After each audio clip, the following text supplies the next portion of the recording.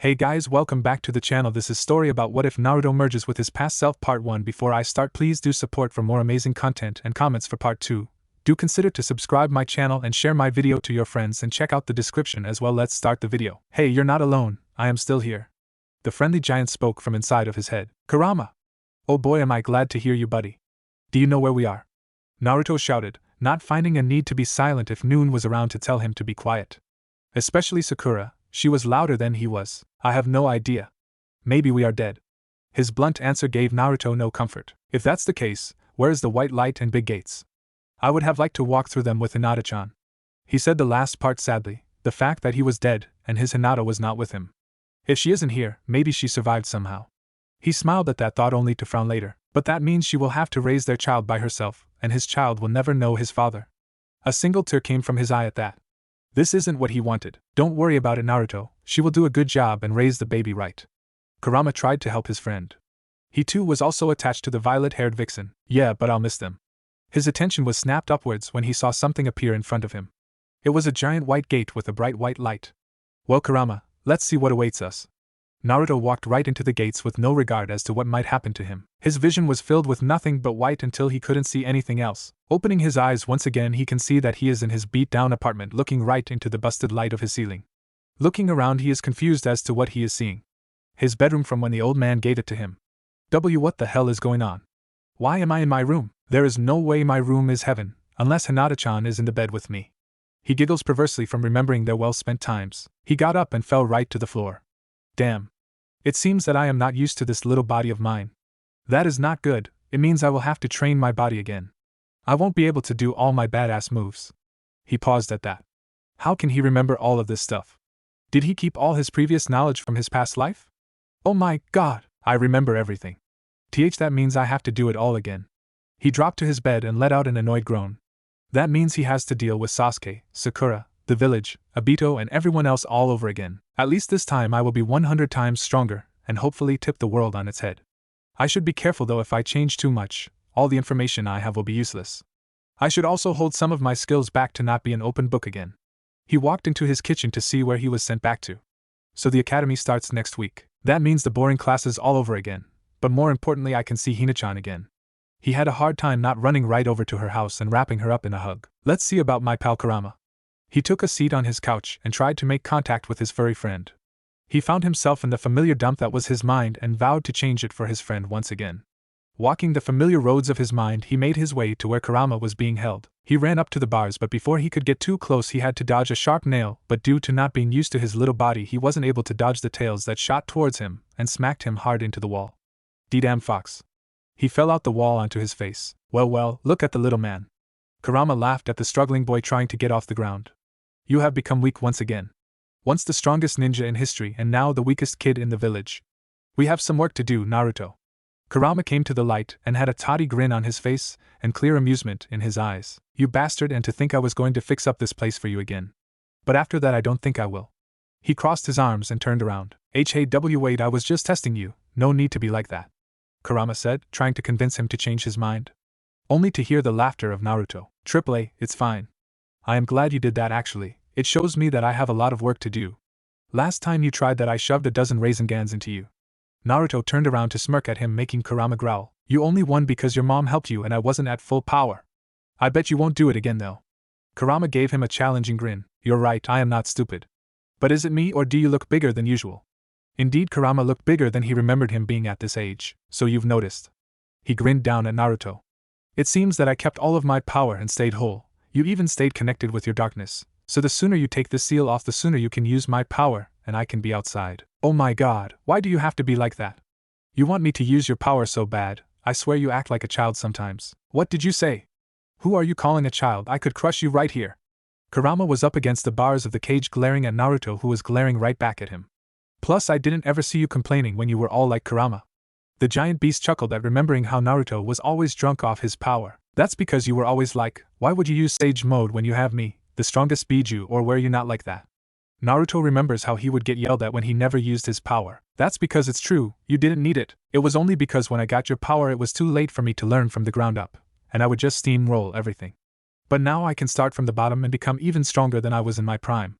Naruto pumped his fist and was already going through plans in his mind. Fine, but you have a long way to go until you reach that level. Plus you don't have those 6 paths amps anymore nor a link to Allah's tailed beast, which means, yeah, I know, no more 5 elements and chakra or nature transformations for me. Man, I am going to miss all of that. Yeah, whatever, just change this place will you and go get some training done. Naruto then focused and changed the sewer into a luscious forest with a giant cave for him to go into. The seal then turned into a giant sun. That is much better. Kurama then stretched and walked around getting used to his new place. Alright buddy, I'll see you. Naruto then vanished from his mindscape and appeared back on his couch. Time barely passed, and he was glad for that. He could walk around the village and go to his training ground he found in his past life. He would need to get used to that whole past life thing, putting on a white shirt with his clan symbol on his back, orange pants that went into high-ankle black ninja sandals. He walked outside and just looked around at everything. Man, this place is so undeveloped compared to how it used to be. I can use that to my advantage. By using some of the knowledge of the future I can make some of those things here. He thought of the advanced seals he could use. Alright, I will go to the training ground and see if I can perform some of my jutsu, and if not I will just need to work at it. I should also take this time to find a correct fighting style. I will send some clones to the library and have them grab a bunch of things. He then began to dash off in his 8-year-old body. He was in the streets walking and he just let out a sigh at all the glares he was getting again. I swear just yesterday, the girls were running up to me asking to sign their autographs. Ha, is the hero of war feeling sad? Kurama's mocking laughter could be heard. Naruto gained a tick mark on his head but he ignored it. He continued to walk until he found the place he was looking for. A wide clearing surrounded by miles of trees and a small waterfall that leads into a lake big enough to take a swim in. The sound of rushing water and small breeze of the wind brings back a memory of his past life. Flashback. 19-year-old Naruto was getting some extra training and while he waited for his girlfriend to show up. It was only midday and decided to train off the time. Hinata said there was some big news and he just had to hear it. Finishing up his last taijutsu katas he pops all of his clones gaining the memories of all he learned today. Alright. Another wind jutsu is in the bag. He pumped his fist. Naruto-kun. He looks to the direction he heard his name, and can see his Hinata running towards him with a bright smile on her face and love full in her eyes. Love for him, and he returns it with all his heart. He opened his arms for her, and she happily ran into his arms and gave him a big hug. Naruto-kun. It's amazing. Hinata spoke with her head resting on his shoulder. What is? He asked, rubbing her back lovingly like he always did. She mumbled something under her breath causing Naruto to not hear what she said. Hina, speak up. I said I am pregnant. She spoke too fast for him to understand. What? I said I am pregnant. Hinata yelled, lifting her head from his shoulder and smiling. Naruto was shocked to say the least. You are pregnant. A shake of the head from Hinata confirmed what he said. She was still giving him that bright smile. I am going to be a dad. Another shake of her head. I am going to be a mother. She squealed and hugged him tighter. Naruto wrapped his arms around her and spent her around making her giggle and smile. We are going to be parents. They laughed together. He stops and they then stare lovingly at each other and share a passion-filled kiss, pouring all of their love for each other in the kiss. Flashback over. He smiled at the sky. It was one of the best days of his life. He would cherish that until he died. Again. Now wasn't the time for that though. He shook his head in order to get ready for what he wanted. Alright, let's try this out. He put his hand out and much to his shock he formed a Rasengan. As soon as it appeared though it was gone. He fell to one knee and panted. Whoa, it seems that my body can't handle that right now. I really need to train my body. He gained his breath and then began to do regular body workouts. He ran, climbed, jumped, sit-ups, pull-ups, and did it all over again. Laid out on the ground he panted from the intense workout he put himself in. Man, I should put those seals on my body to make me grow faster. I will just need to run to the ninja shop and pick up the things I would need. That way I can draw some barrier seals and keep people from feeling Kurama's chakra. He held up a hand sign that was all too familiar to him. Shadow Clone Jutsu. 30 clones popped into existence. Okay, I want 2 of you to make your way into town and hit up the library and ninja shop. Be sure to transform so they will let you in. The rest come with me and train in our chakra control. He ordered the clones around, but they just looked at him confused and he looked back at them. Who are you? One of the clones asked until the clone grabbed its head and started to recall all the memories from Naruto's past life. What the hell? All the clones started seeing flashes of his life. They saw him battle pain, they saw Sasuke leave the village, they saw him add his wind nature chakra to the Rasengan, they saw the 10 tails, they saw him hold off Obito and Madara by himself, they saw the villagers respect him, and then they saw his death. Whoa. That was weird. A clone said, so you are from a different place. Forget that, did you see how strong we were? Did you see how our child was created? Some of the clones giggle at that memory. Just do what I said already, will you? He shouted to the clones who scrambled away to do their task. The rest of the day went on just like that. He trained his body and chakra. When his clones came back and popped, he was able to gain the memories of what they experienced. One of his clones picked up a scroll on taijutsu called Renewal Taekwondo. It specializes in strong linear kicks and punches. You must have good flexibility and a lean muscular build. Something he could do easily. His clone that went to the weapons shop was able to pick up some of the tools he needed for his sealing. Something he would be better at to honor his mother. He could also learn his father's famous jutsu, but he didn't want to do that, because he was already faster than his father. The sun was now benign to set, and he was going to go home and come back out here tomorrow to train until he dropped. He popped his clone and learned he was able to get halfway up the tree today, along with only being able to take a few steps on the water. He practiced his new taijutsu style, and if he was being honest, it was awesome. He had to shape his body right, which meant he couldn't eat ramen every day like he used to. He walked back to the city and was making his way back to the ramen stand for dinner.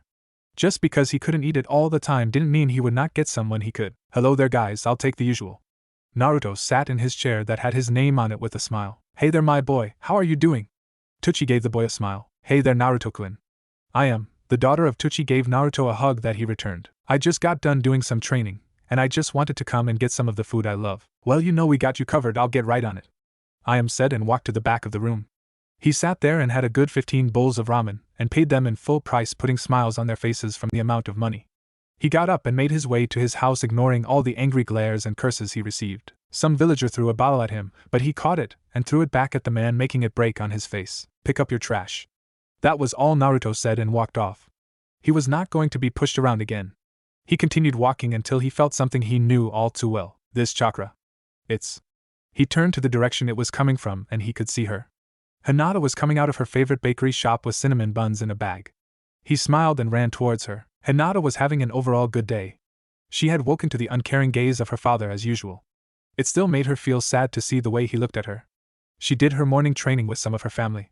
She talked with her little sister, who was still a little baby. Now she thought it was time to get her favorite treat and maybe do some spying, or what she called it, protecting from a distance, and eat her cinnamon buns. I wish I could have protected Naruto-kun from a distance today, but I wasn't able to see him at all.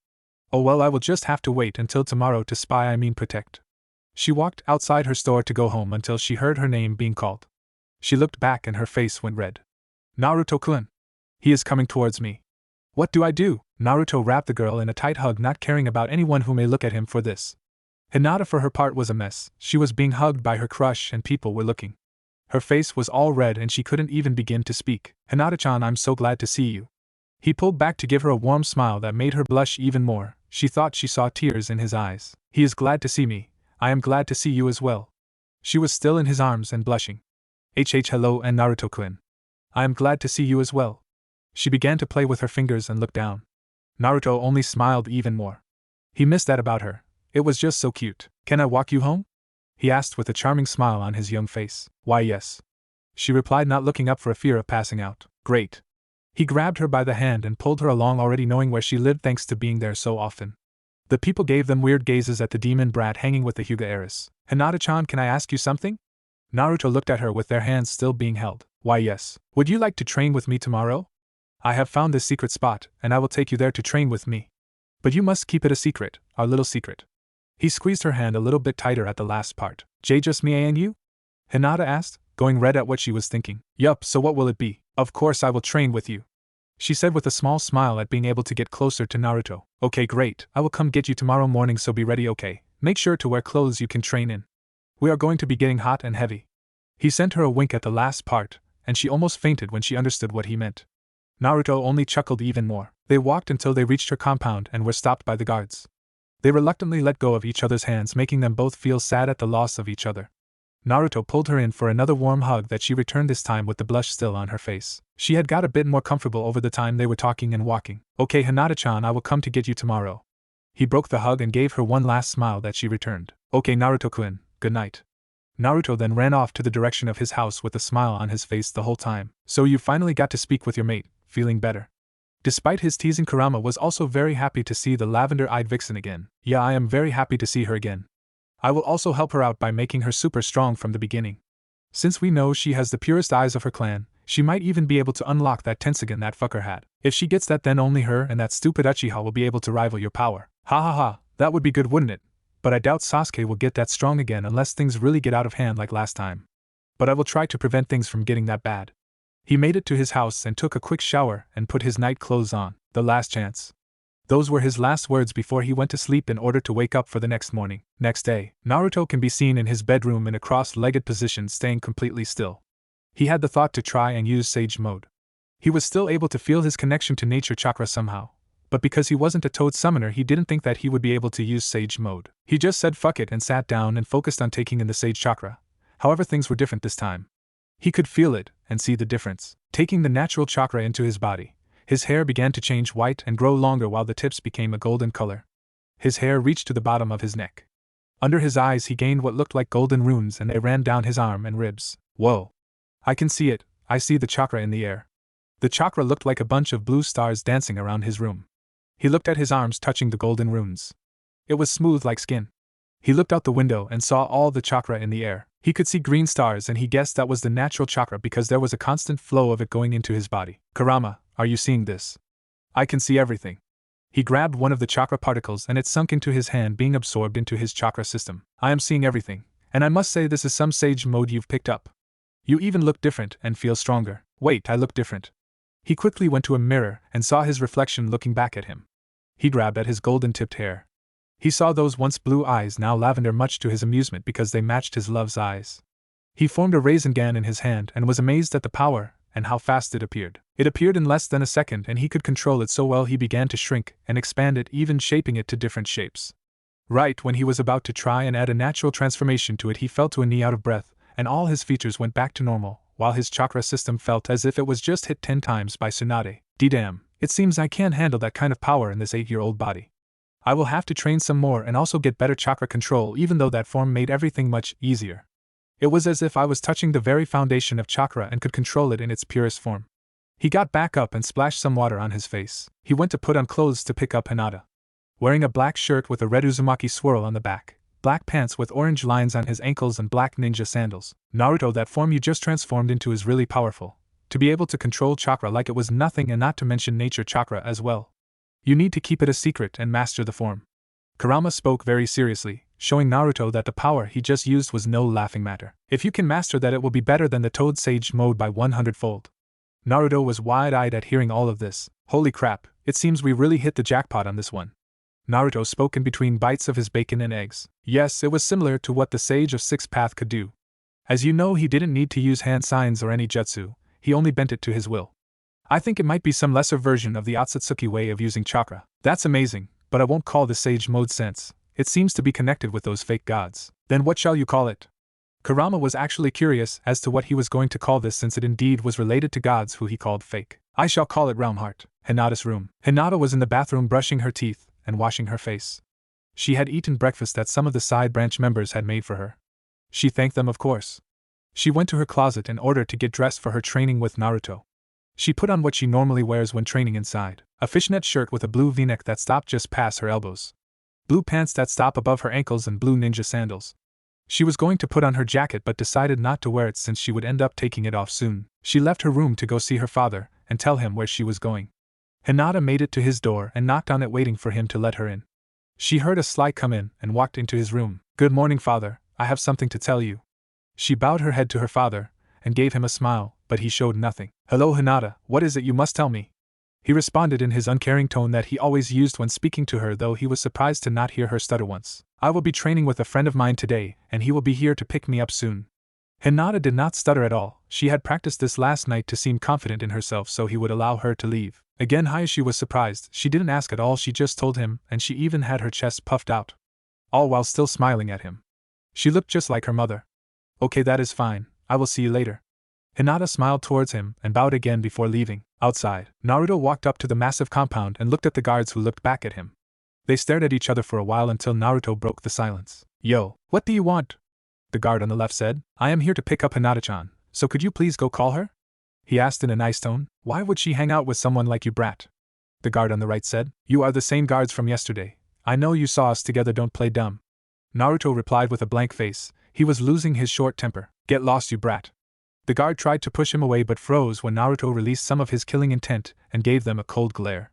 It was so massive that everyone in the compound felt it, along with Hayashi, who left his room to go and see who that was. The guards were on the ground throwing up their lunch while Naruto was standing there gazing down at them with eyes as sharp as a new blade. The guards were shaking like a leaf and had fear evident in their eyes. He stopped when he saw the clan head and several Hyuga come outside with their Byakugan activated, but most of them just backed up when they saw Naruto, and he gave them all a dark look with his blue eyes seeming to glow. Hiashi was amazed that a boy the same age as his daughter was able to release so much ki. How many people has he killed to gain such a look? What has he been through? How can he release so much ki? Hiashi was going through a million questions in his head. He figured it was just the 9 tails, but he didn't feel any of its power being used. Naruto stopped releasing his ki when he noticed how they all seemed to be scared of him. Yo, is Hinata-chan ready or what? He asked with a wave, and the killing intent just vanished like it was never there to begin with. Yes, she should be on her way out soon. As soon as Hiashi finished saying that, Hinata came walking from the entrance, and he smiled when he saw her. Good morning, Hinata-chan. Naruto gave her a warm smile like he would always do, followed up by a kiss, but they are not there yet. Hello and Naruto-kun. She still blushed and played with her fingers. Alright, let's go train. He grabbed her hand and then began to walk off with Hinata in tow with a bright smile on her face. Hiashi saw this and wondered if that boy was the reason for her recent change and drive to do better. The two walked in the forest still hand in hand, enjoying the morning silence along with the sound of birds chirping and animals causing a ruckus. Hinata stopped to look at the bunny, and she just had to cuddle with it for a quick second. She blushed from embarrassment at Naruto seeing that. Hinata-chan, I didn't know you like bunnies so much. He said that, but he already knew that she loved bunnies. She liked them so much she had a giant picture of a bunny in her bedroom in his past life. Yes, they are just so beautiful and cuddly looking, she said with little hearts in her eyes. She then got a question for Naruto. Naruto-kun, what is your favorite animal? He could feel the gaze of Kurama from the seal daring him to say another answer. I like foxes the best, Naruto said with a grin towards Hinata. He could feel the stare from Kurama go away and swear he heard a "you better" from his mind. Hinata smiled back. For some reason, that seems perfect for you. Plus with those whiskers on your face you kind of look like a fox. Hinata giggled to herself while Naruto laughed. She has no idea. Naruto laughed with her, and they fell into a comfortable silence once again, their hands still tangled. Naruto wanted to take things a step further but was a bit afraid to be pushing things too fast, but he decided to go for it, and laced their fingers together, making Hinata blush a deep red at the intimate action. She smiled a few seconds later, and was just happy that it seemed like Naruto was returning her feelings finally, so she would also try to take things further with him. They made it to the clearing they were training in yesterday, and finally let go of each other's hands. Okay, Hinata-chan, let's start with the normal warm-ups and stretches. He wanted to start her off strong because in their past life she was more flexible than most Hyuga and was able to create her own style that she taught to him. Okay, Naruto-kun. Hinata then began to stretch, and she indeed was flexible, able to bend at angles that would snap someone's bones if they couldn't move like she could. Naruto also stretched his muscles. He put his leg up on a tree and began to go down, stretching his calf and thighs. He also squatted low to the ground and went from side to side. Once they were done with that, they began to run laps around the field until they felt the burn in their legs, and even then they kept running. Naruto told them to go through hand signs while they run to help with muscle memory. They were on the last lap and Naruto was on his 499th lap while Hinata was on her 239th lap. She had tried to keep up with Naruto, but he was too fast and had too much stamina. They took a 20-minute break to catch their breath and drink some water. Once the break was over, they began to do body workouts that included push-ups with boulders on their back, squats with a giant tree trunk. Well, Naruto did, but Hinata wasn't able to, so he gave her a smaller one. They did pull-ups on the branch until it broke. Holy fuck, I can't feel my damn arms. Naruto wiggled his arms that looked like jelly. Hinata barely had the breath to laugh at him. It almost sounded like she was coughing. I think we should take a break, Hinata said, panting. Yeah, let's rest in the lake over here. I had some clones make a section for us so we can sit down and rest almost like an outside bathtub. Naruto walked over to the circular section of makeshift seats he made. He took his shirt and pants off and was left in his boxers and got in the water. Hinata was watching him get undressed with red cheeks, though. Was it from the sight of him blushing or how hot she felt? Both. She walked over to him and stood there nervously for a moment. Naruto looked at her weirdly for a moment. He then realized the problem. Hinata-chan, I can get out if you are not comfortable with me being in here half naked with you. Naruto climbed out and went on the other side with his back facing the other way. Hinata blushed because she was about to be half naked next to her crush. She took her clothes off, only staying in her underwear and fishnet shirt. She sat in the water, soaking her body in the warm water and letting out a sigh. She put her head back and was able to see the many clones of Naruto doing the tree walking and water walking exercise. She was amazed that he could make so many and still not be tired at all. They spent half an hour relaxing and talking with each other, just learning more about each other, but mainly Hinata. They had got out and dried off, putting their clothes back on. They then ran a couple more laps to get their blood pumping. When they finished, Naruto wanted to spar with Hinata, who was reluctant at first, but she soon gave in. Okay, Hinata-chan, we both are learning our style of fighting, so this will be good for us both. Naruto got into the beginner stance of his Renval Taekwondo, while Hinata got into her gentle fist stance. Naruto, however, got a little ahead of himself and started to release some pressure that weighed down on Hinata. He was remembering his past sparring matches with her, and how they would always push him to do better.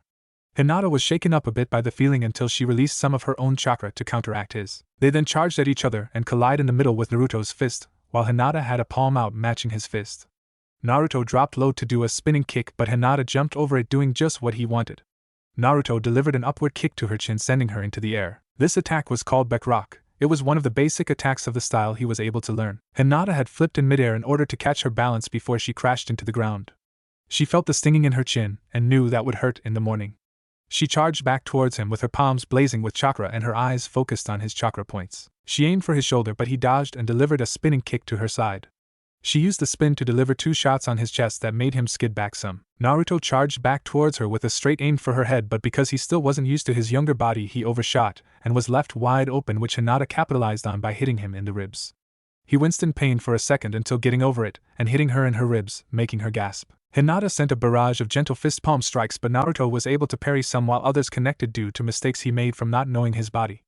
Naruto also snuck some of his own attacks in her onslaught of attacks. Naruto had Hinata on the defensive right now, and he was using that to his advantage. Naruto delivered a flying knee strike that Hinata barely was able to put her hands up to block. This was another attack Naruto had learned from his new style called Baekdu. It was meant to open as a combo for other attacks, which he did. He delivered a body hook to her left lung and a kick to her right leg that made her drop, and Naruto delivered a jumping knee to her chin, snapping her head upwards. He finished the attack string off with a straight kick to her gut, knocking her to the ground. Naruto walked over towards the girl cautiously just in case she tried a last-ditch attack. Hinata, however, was on the ground in pain from the attacks Naruto gave her. It seemed he was not holding back, and the pressure had only got heavier on her, and she swore she could see an older Naruto behind him doing the same attacks, making it feeling like she was hit twice. Naruto also saw an older version of Hinata fighting him back with raw determination and power that only she could dish out. Hinata got up shakily and got back into her stance, ready for more. This made Naruto smile at her not giving up. She was fighting him with everything she had, and he did the same. Hours later, the two were on the ground, bloody and bruised up. Their clothes had dirt all over them. They both looked at each other and grinned towards each other. It seemed that Hinata had enjoyed her battle with Naruto. It was night time, and they just laid down and watched the stars in the sky. Hinata-chan, I can't move. Me either, Naruto-kun. Well, I think we might have to sleep outside for the night. Are you okay with that? Naruto knew that some big animals might come and try to eat them for dinner. What if some monster comes to get us? I have heard about the wild beasts that often walk around at night.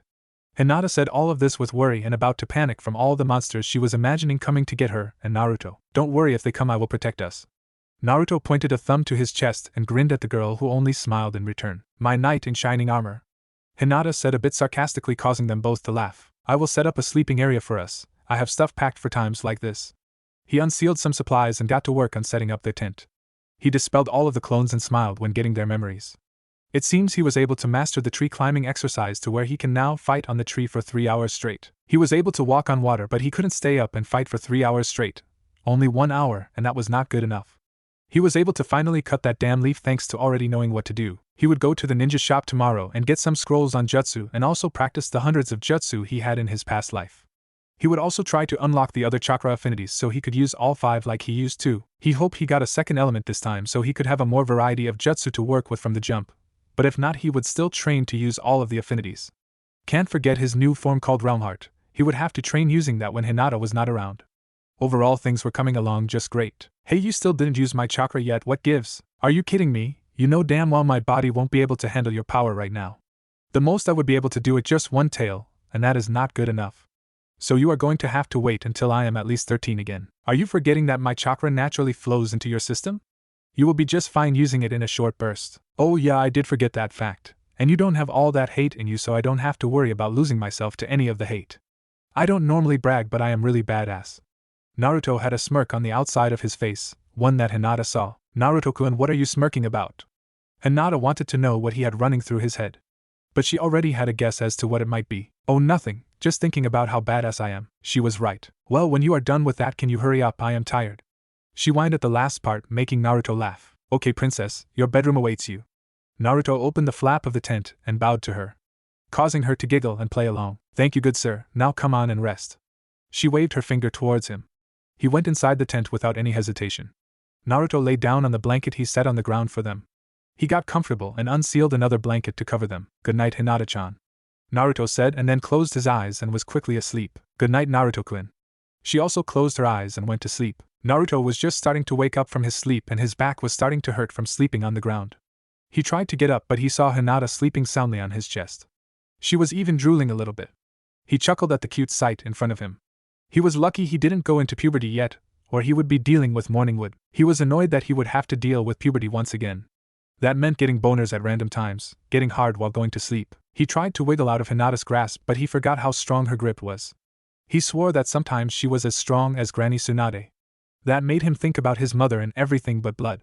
He knew she was hurting right now and he wanted to help her like he did last time, but right now he had to help himself first. He would live his younger life to his liking unlike last time where he couldn't do that, to shoulder everything and overcome it. That was how he lived and it's how he brought peace to the world and he would be damned if he didn't do it again.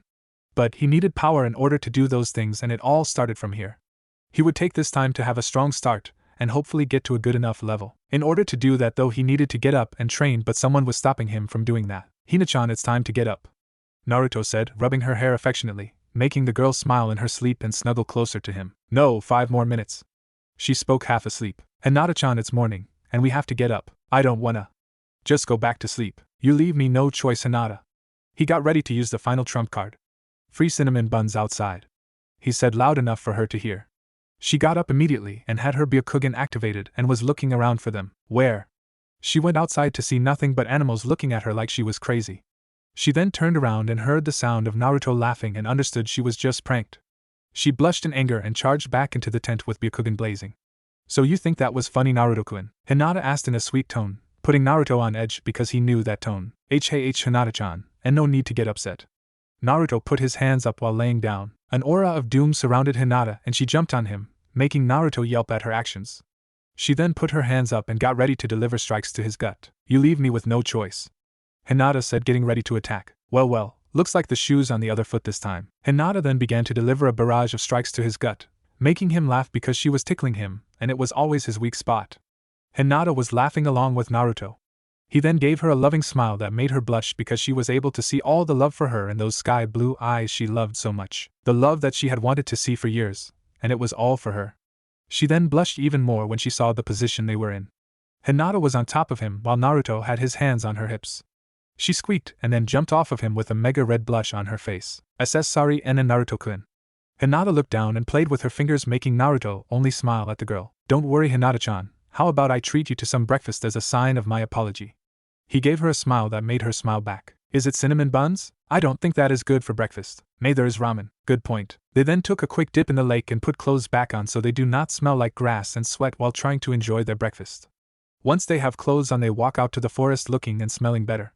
Naruto had left a couple of clones behind to continue his training. When they made it to the village, they began to get stares again. More like they all looked at Naruto, but he just ignored it and kept walking while Hinata wondered why they all looked at them with such anger. She was a bit scared and held his hand for comfort, making Naruto give her a glance and smile that made her feel better. He turned his head so she couldn't see the dark look on his face. He released some ki that made everyone in the area except for Hinata turn and go the other way with panicked faces. How that got their asses moving. Maybe if you had done this last time you wouldn't have had to deal with all of them. His guardian angel spoke in an amused tone. Yeah, but then they would only be afraid of me and I can't have that, so I won't do that all the time.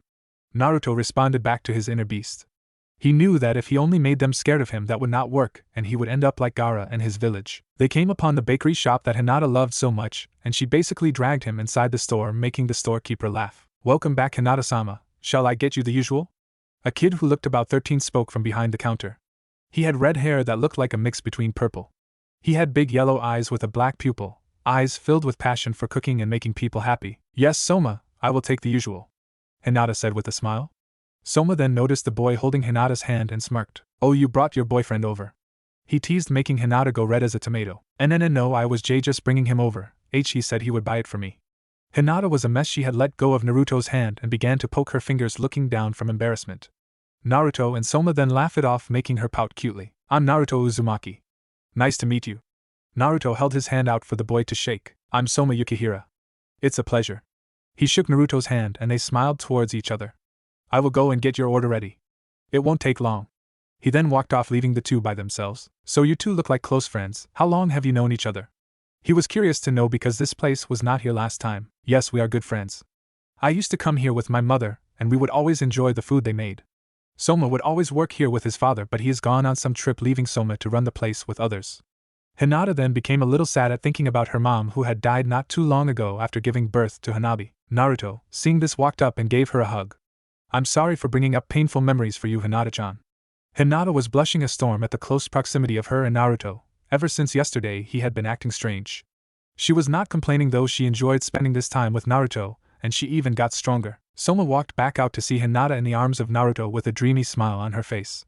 He saw this and pulled out a camera. Snap! A flash of light, and Naruto and Hinata turned to see Soma drying off a picture. He showed it to Hinata, who blushed and snatched the picture away before anyone could see. So he isn't your boyfriend? The smirking Soma asked teasingly. Hinata only took the food and left the restaurant, giving him the stink eye, making him laugh even more. Hinata-chan, what was the picture?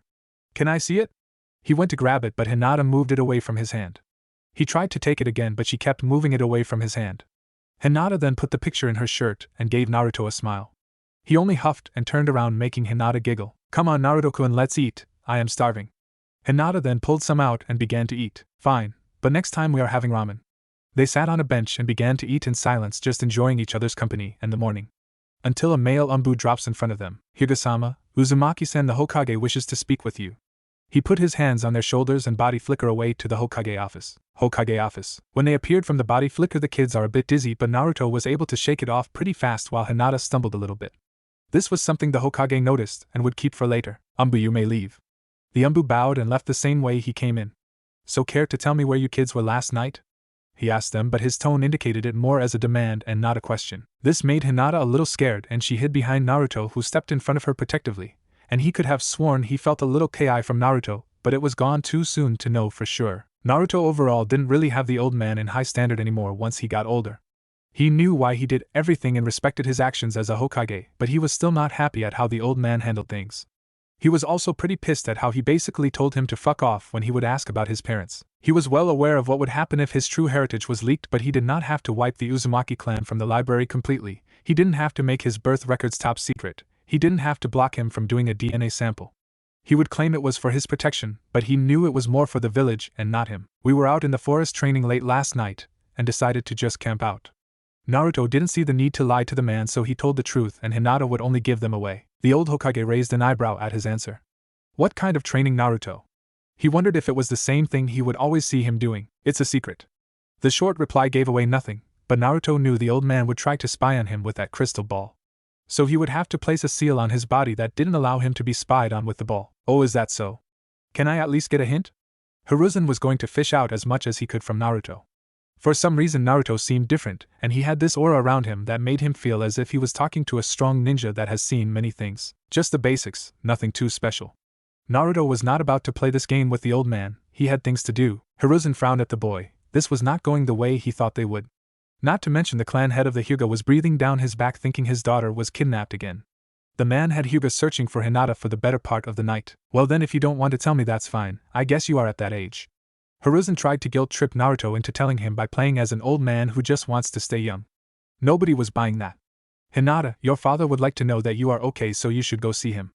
Hinata was about to walk away when she was pulled back. I'll walk you home, Hinata-chan. He grabbed her hand and began to walk out the door. See you, Hokage. Waving over his shoulder to the old man, who slightly waved back. Hiruzen eyed the red swirl on the back of his black shirt. He felt bad for hiding everything from the boy, but it was for the good of the village. Making their way outside the office hand in hand, Hinata was really enjoying all of the attention she was getting from her crush. Naruto-kun, I don't think we will be able to train with each other again today.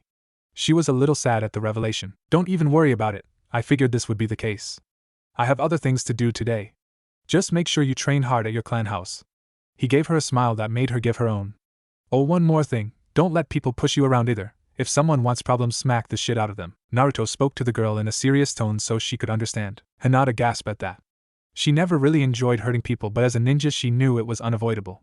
I don't think I will be slapping anyone nor using such foul language. I will kindly ask them to stop, and if they don't I will consider using your way of doing things. Hinata told him in a tone that meant she would not be talking about the situation anymore. Naruto only smiled at the Hinata-like answer. Fine, princess, but I expect you to not be letting those stuck-up assholes push you around. Or I will have to come and beat up your whole clan and do it myself. Naruto also said in a tone similar to that of Hinata, making the girl giggle. They walked along the streets talking to each other and sharing laughs. overall just bonding with each other and getting to know the other better. They had made it to the compound with the same 2 gate guards from last time, however this time they only bowed and let the 2 inside, making Naruto smirk. They walked through the compound passing by other Hyuga who eyed Naruto with a suspicious gaze. They had ran into someone Naruto hadn't seen since the 4th Shinobi War, Neji Hyuga. Hinata-sama, your father would like to speak with you right away. He said her name with clear anger and tried to pull her away with extra force. Hinata slapped his hand away and gave him a slight glare, remembering what Naruto had told her. Big brother Neji, I can walk there myself, so please do not try that again. She then walked away to her father's study, leaving the 2 boys to themselves. Naruto chuckled at the shocked face of Neji, making him turn to glare at the boy. What is a commoner like you doing in the house of the Hyuga? Neji said harshly, not in the mood to play games. I'll ignore that comment for now, but if you must know. I was walking Hinata-chan home. Well, she is here, you can leave now. Neji was about to push him away. Now I want to walk around this place. It is really big, Naruto said, turning around and walking away, leaving Neji to glare at his back and to walk after him. You cannot be here, you must leave this instant.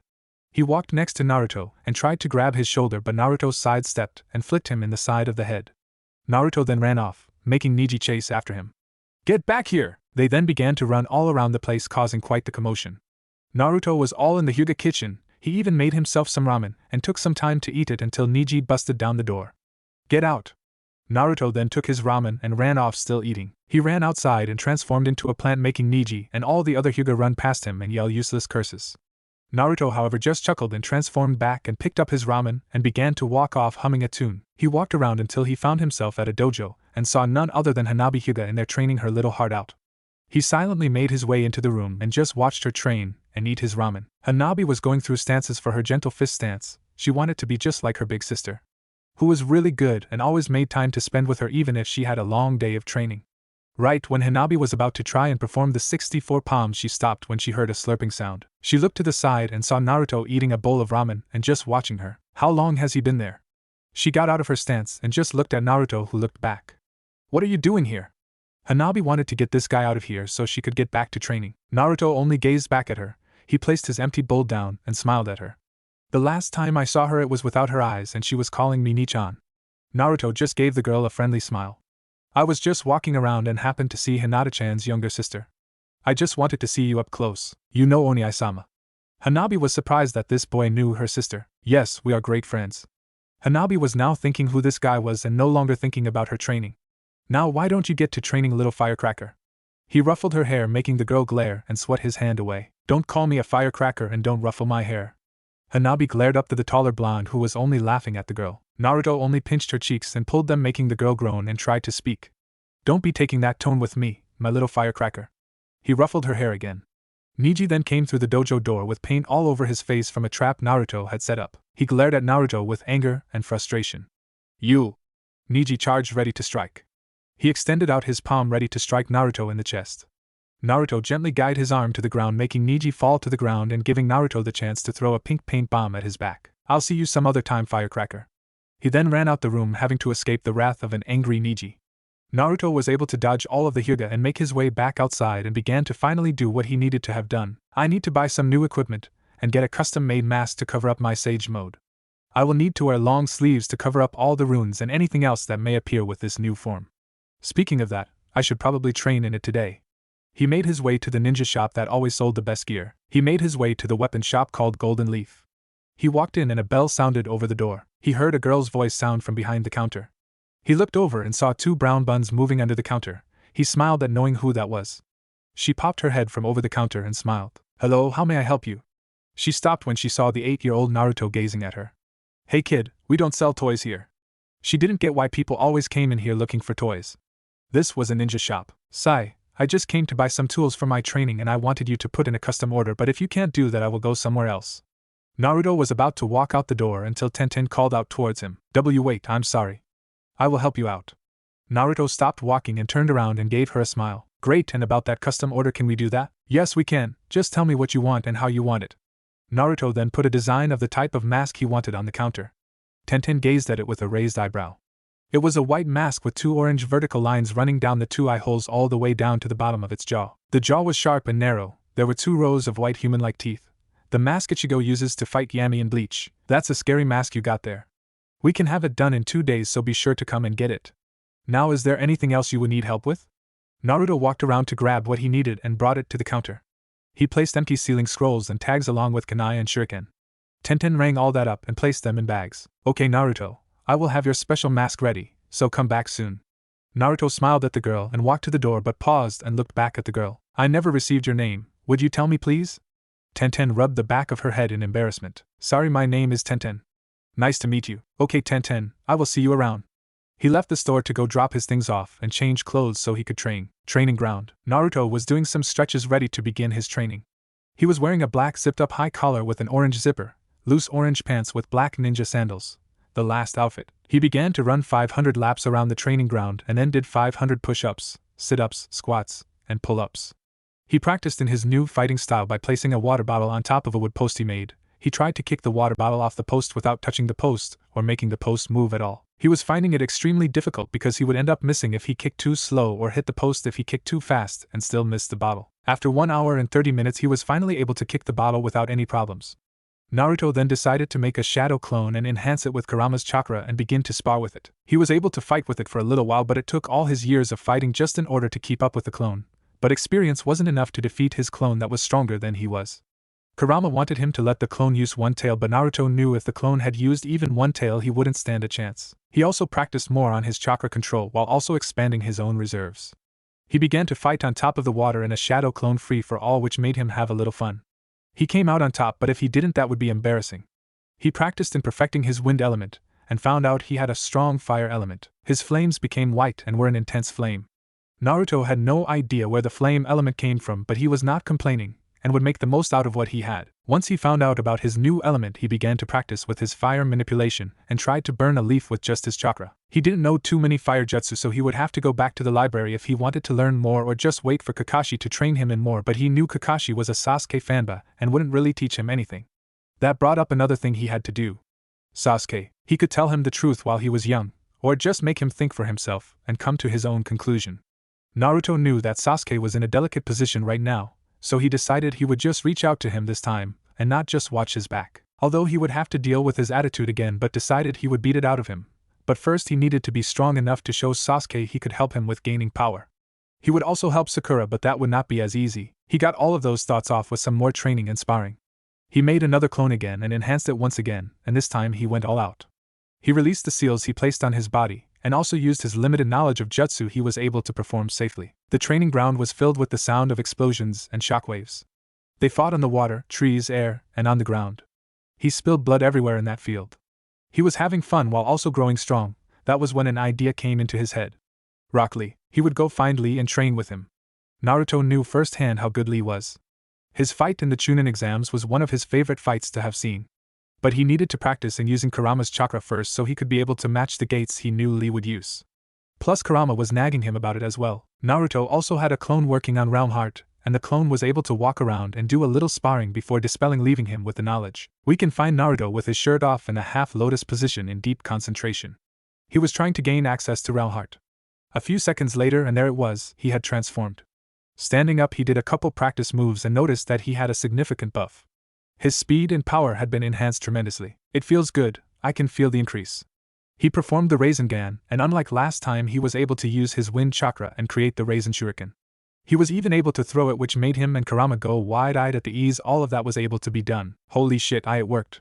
When Naruto had through the attack, the whole section of the forest was blown up and only left a massive crater in the center. Well, I'll be damned, you did it. Kurama was also greatly surprised by the transformation. He wondered if Naruto was the only one who could learn this kind of sage mode, or did it have something to do with his DNA, or was he impacting the transformation in some way. Naruto had created a seamless shadow clone and made it use some of Kurama's chakra. He wanted to test the difference at full power. The clone's eyes turned red and slitted along with its nails that had grown sharper. The whisker marks had grown thicker. Once he was finished, they charged at each other with tremendous speed and clashed in the middle, causing a massive shockwave that caused wind to pick up. Naruto spun around on his feet and delivered a kick to the back of the clone head. He backflipped to gain some distance. Naruto then coated his hand in lightning, making him go wide-eyed. Can I use all of the elements? He quickly formed the Chidori, making him smirk at finally being able to use this. He charged the clone and hit it right in the shoulder, making him laugh at the turn of events. The clone puffed in smoke, leaving him to think to himself, if I can use all the elements when in this form, then the options are limitless. Naruto grabbed his last chakra paper and began to channel chakra. The paper split into a bunch of little pieces that all turned to water. Some pieces caught fire while the others crumbled to dust. Holy shit! The grin that spread on both Naruto and Kurama's faces would cause anyone who saw it to shake in fear. They then began to laugh like madmen who had just discovered something new, which they did. The form then ran out, making Naruto fall to one knee instead of both knees this time, showing the progress. Okay, still have some work to do, but it ain't nothing I can't handle. He then took all his clothes off and got into warm water to soak off. He decided once he got out he would go find Lee and fight him, and as he would say, bathe in the flames of youth. He got out and put his clothes back on and left his clones in the field while he left. He was glad he put up a barrier, or he would have been in a real problem. He placed the resistance seals back on his body and left the training ground. Naruto was jogging around the village looking for Lee and his adoptive father. Naruto had an ear to the streets trying to see if he could hear them or the complaints everyone had about them. He then saw two green blurs and could see none other than Lee and Guy. They were doing their laps around the village, it seemed. Naruto ran up next to them and smiled towards the two. Hello guys, care if I join you? The two were shocked that someone wanted to run with them. They were always getting turned down. Lee and Guy looked towards each other and began to smile. Of course you can, my youthful friend. Let us bathe in youth together. They then ran around the village 300 times and Naruto was surprised that the two were not even tired. It was as if they could keep going. They had made it to a training field and Naruto wanted to get right to it. Lee, would you spar with me? Lee got stars in his eyes. Of course, it would be my pleasure to spar with you. They then walked into the middle of the field and Guy would be the ref for this youthful match. They both got into their stances and Guy did a double take at the stance he saw Naruto enter. He was a bit nervous because he knew of that stance and what it was capable of. Guy had heard of the rumors for the stance and he knew the power of it. That was the strongest martial arts style known to man, and if Naruto had managed to master it, have mercy on his enemies. Are you ready? Guy held his hand up. Go!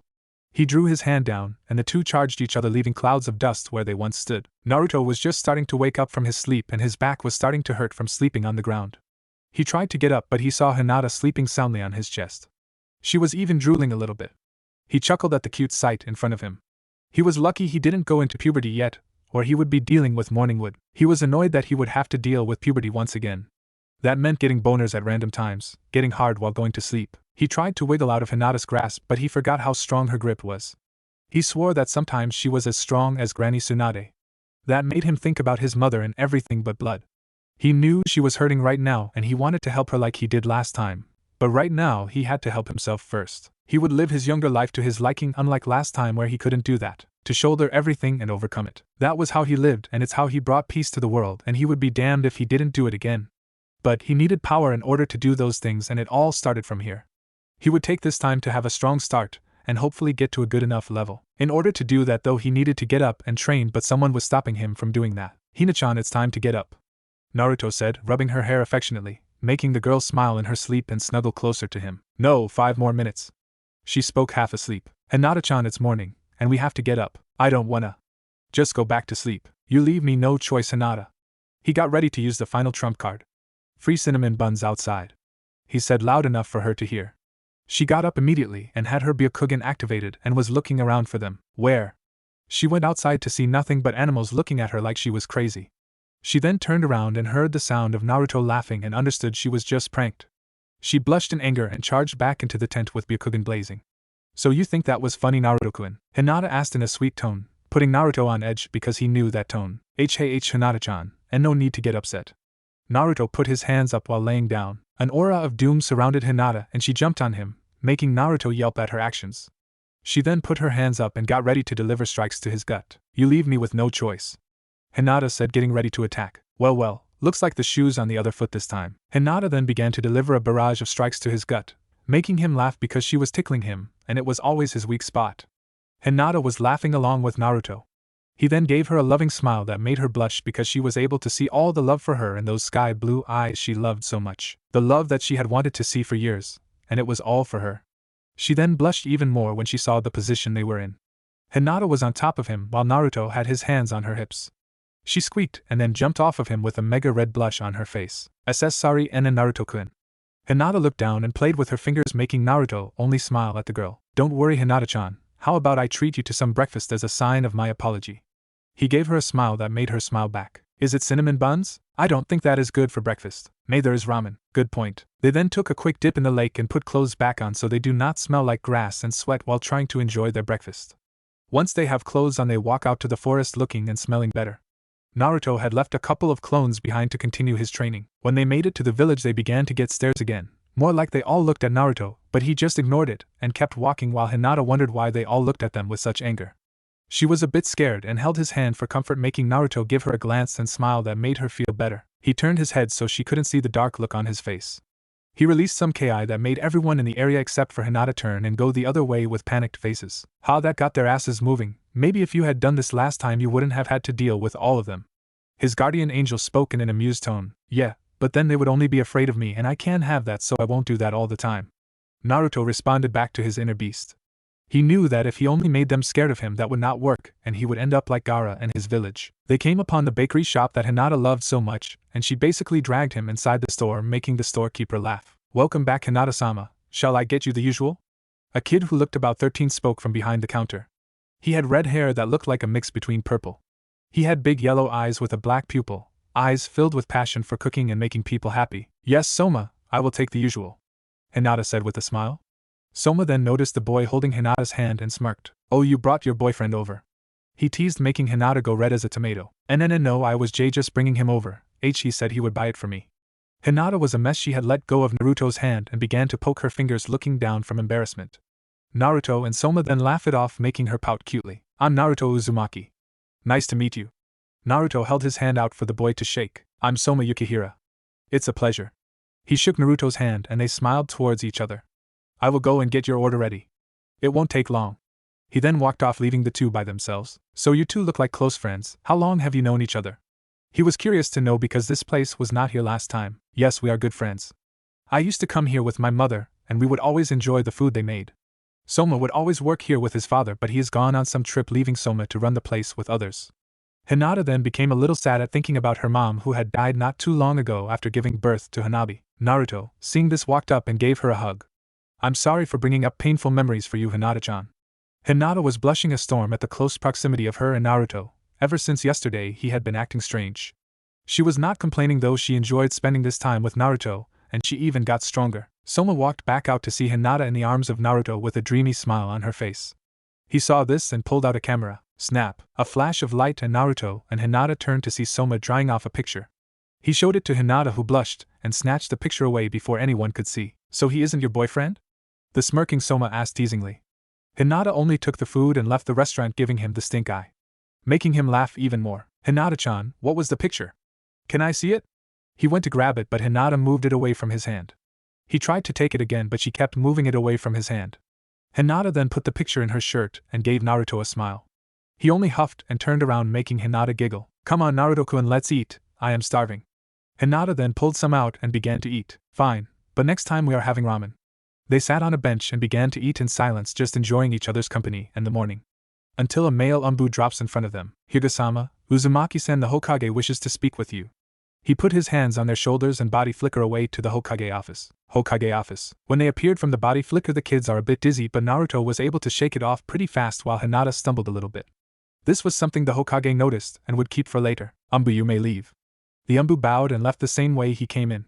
So care to tell me where you kids were last night? He asked them, but his tone indicated it more as a demand and not a question. This made Hinata a little scared, and she hid behind Naruto, who stepped in front of her protectively, and he could have sworn he felt a little ki from Naruto, but it was gone too soon to know for sure. Naruto overall didn't really have the old man in high standard anymore once he got older. He knew why he did everything and respected his actions as a Hokage, but he was still not happy at how the old man handled things. He was also pretty pissed at how he basically told him to fuck off when he would ask about his parents. He was well aware of what would happen if his true heritage was leaked, but he did not have to wipe the Uzumaki clan from the library completely. He didn't have to make his birth records top secret. He didn't have to block him from doing a DNA sample. He would claim it was for his protection, but he knew it was more for the village and not him. We were out in the forest training late last night, and decided to just camp out. Naruto didn't see the need to lie to the man, so he told the truth, and Hinata would only give them away. The old Hokage raised an eyebrow at his answer. What kind of training, Naruto?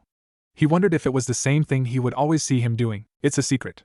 The short reply gave away nothing, but Naruto knew the old man would try to spy on him with that crystal ball. So he would have to place a seal on his body that didn't allow him to be spied on with the ball. Oh, is that so? Can I at least get a hint? Hiruzen was going to fish out as much as he could from Naruto. For some reason Naruto seemed different, and he had this aura around him that made him feel as if he was talking to a strong ninja that has seen many things. Just the basics, nothing too special. Naruto was not about to play this game with the old man, he had things to do. Hiruzen frowned at the boy. This was not going the way he thought they would. Not to mention the clan head of the Hyuga was breathing down his back thinking his daughter was kidnapped again. The man had Hyuga searching for Hinata for the better part of the night. Well then, if you don't want to tell me, that's fine, I guess you are at that age. Hiruzen tried to guilt-trip Naruto into telling him by playing as an old man who just wants to stay young. Nobody was buying that. Hinata, your father would like to know that you are okay, so you should go see him. Hinata was about to walk away when she was pulled back. I'll walk you home, Hinata-chan. He grabbed her hand and began to walk out the door. See you, Hokage. Waving over his shoulder to the old man who slightly waved back. Hiruzen eyed the red swirl on the back of his black shirt. He felt bad for hiding everything from the boy, but it was for the good of the village. Making their way outside the office hand in hand, Hinata was really enjoying all of the attention she was getting from her crush. Naruto-kun, I don't think we will be able to train with each other again today. She was a little sad at the revelation. Don't even worry about it, I figured this would be the case. I have other things to do today.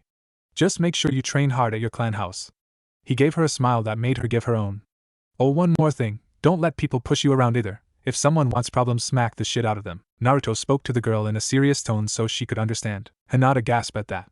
She never really enjoyed hurting people, but as a ninja she knew it was unavoidable. I don't think I will be slapping anyone nor using such foul language. I will kindly ask them to stop, and if they don't I will consider using your way of doing things. Hinata told him in a tone that meant she would not be talking about the situation anymore. Naruto only smiled at the Hinata-like answer. Fine, princess, but I expect you to not be letting those stuck-up assholes push you around. Or I will have to come and beat up your whole clan and do it myself. Naruto also said in a tone similar to that of Hinata, making the girl giggle. They walked along the streets talking to each other and sharing laughs, overall just bonding with each other and getting to know the other better. They had made it to the compound with the same two gate guards from last time, however this time they only bowed and let the two inside, making Naruto smirk. They walked through the compound passing by other Hyuga who eyed Naruto with a suspicious gaze. They had ran into someone Naruto hadn't seen since the 4th Shinobi War, Neji Hyuga. Hinata-sama, your father would like to speak with you right away. He said her name with clear anger and tried to pull her away with extra force. Hinata slapped his hand away and gave him a slight glare, remembering what Naruto had told her. Big brother Neji, I can walk there myself, so please do not try that again. She then walked away to her father's study, leaving the two boys to themselves. Naruto chuckled at the shocked face of Neji, making him turn to glare at the boy. What is a commoner like you doing in the house of the Hyuga? Neji said harshly, not in the mood to play games. I'll ignore that comment for now, but if you must know. I was walking Hinata-chan home. Well, she is here, you can leave now. Neji was about to push him away. Now I want to walk around this place. It is really big. Naruto said, turning around and walking away, leaving Neji to glare at his back and to walk after him. You cannot be here, you must leave this instant.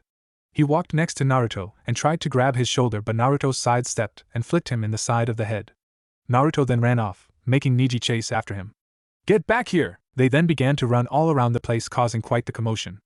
Naruto was all in the Hyuga kitchen. He even made himself some ramen and took some time to eat it until Neji busted down the door. Get out!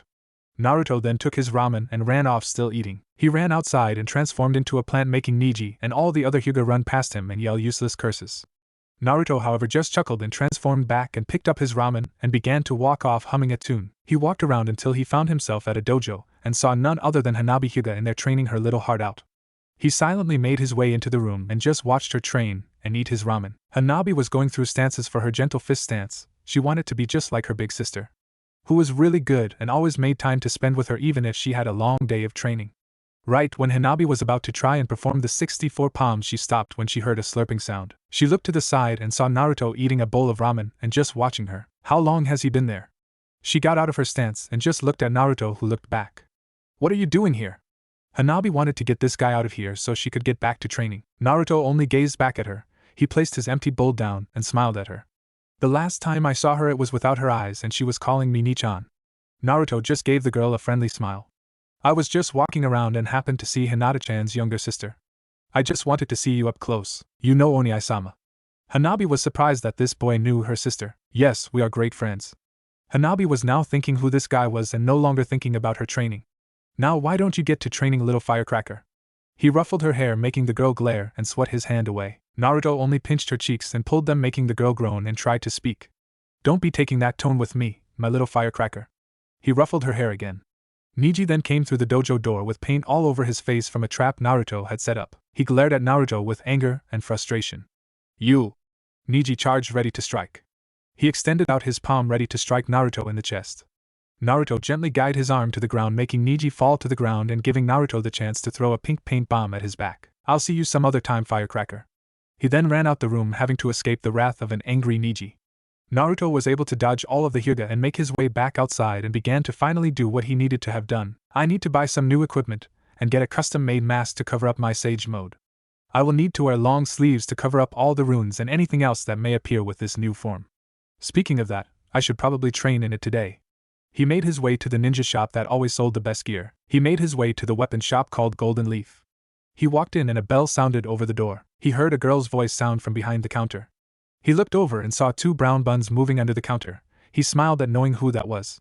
She popped her head from over the counter and smiled. Hello, how may I help you? She stopped when she saw the 8-year-old Naruto gazing at her. Hey kid, we don't sell toys here. She didn't get why people always came in here looking for toys. This was a ninja shop. Sigh, I just came to buy some tools for my training and I wanted you to put in a custom order, but if you can't do that I will go somewhere else. Naruto was about to walk out the door until Tenten called out towards him. Wait, I'm sorry. I will help you out. Naruto stopped walking and turned around and gave her a smile. Great, and about that custom order, can we do that? Yes, we can, just tell me what you want and how you want it. Naruto then put a design of the type of mask he wanted on the counter. Tenten gazed at it with a raised eyebrow. It was a white mask with 2 orange vertical lines running down the 2 eye holes all the way down to the bottom of its jaw. The jaw was sharp and narrow. There were 2 rows of white human-like teeth. The mask Ichigo uses to fight Yami in Bleach. That's a scary mask you got there. We can have it done in 2 days, so be sure to come and get it. Now, is there anything else you would need help with? Naruto walked around to grab what he needed and brought it to the counter. He placed empty sealing scrolls and tags along with kunai and shuriken. Tenten rang all that up and placed them in bags. Okay Naruto, I will have your special mask ready, so come back soon. Naruto smiled at the girl and walked to the door but paused and looked back at the girl. I never received your name, would you tell me please? Tenten rubbed the back of her head in embarrassment. Sorry, my name is Tenten. Nice to meet you. Okay Tenten, I will see you around. He left the store to go drop his things off and change clothes so he could train. Training ground. Naruto was doing some stretches ready to begin his training. He was wearing a black zipped-up high collar with an orange zipper, loose orange pants with black ninja sandals. The last outfit. He began to run 500 laps around the training ground and then did 500 push-ups, sit-ups, squats, and pull-ups. He practiced in his new fighting style by placing a water bottle on top of a wood post he made. He tried to kick the water bottle off the post without touching the post or making the post move at all. He was finding it extremely difficult because he would end up missing if he kicked too slow or hit the post if he kicked too fast and still missed the bottle. After 1 hour and 30 minutes he was finally able to kick the bottle without any problems. Naruto then decided to make a shadow clone and enhance it with Kurama's chakra and begin to spar with it. He was able to fight with it for a little while, but it took all his years of fighting just in order to keep up with the clone. But experience wasn't enough to defeat his clone that was stronger than he was. Kurama wanted him to let the clone use one tail, but Naruto knew if the clone had used even one tail he wouldn't stand a chance. He also practiced more on his chakra control while also expanding his own reserves. He began to fight on top of the water in a shadow clone free for all, which made him have a little fun. He came out on top, but if he didn't that would be embarrassing. He practiced in perfecting his wind element, and found out he had a strong fire element. His flames became white and were an intense flame.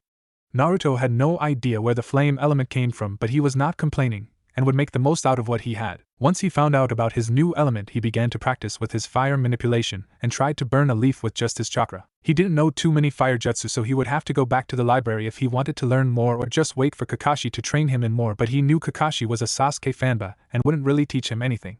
That brought up another thing he had to do. Sasuke. He could tell him the truth while he was young, or just make him think for himself, and come to his own conclusion. Naruto knew that Sasuke was in a delicate position right now, so he decided he would just reach out to him this time, and not just watch his back. Although he would have to deal with his attitude again, but decided he would beat it out of him. But first he needed to be strong enough to show Sasuke he could help him with gaining power. He would also help Sakura, but that would not be as easy. He got all of those thoughts off with some more training and sparring. He made another clone again and enhanced it once again, and this time he went all out. He released the seals he placed on his body, and also used his limited knowledge of jutsu he was able to perform safely. The training ground was filled with the sound of explosions and shockwaves. They fought on the water, trees, air, and on the ground. He spilled blood everywhere in that field. He was having fun while also growing strong. That was when an idea came into his head. Rock Lee. He would go find Lee and train with him. Naruto knew firsthand how good Lee was. His fight in the Chunin exams was one of his favorite fights to have seen. But he needed to practice in using Kurama's chakra first so he could be able to match the gates he knew Lee would use.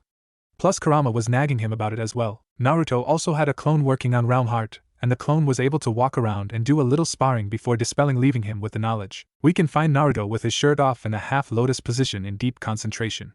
He was trying to gain access to Realm Heart. A few seconds later and there it was, he had transformed. Standing up he did a couple practice moves and noticed that he had a significant buff.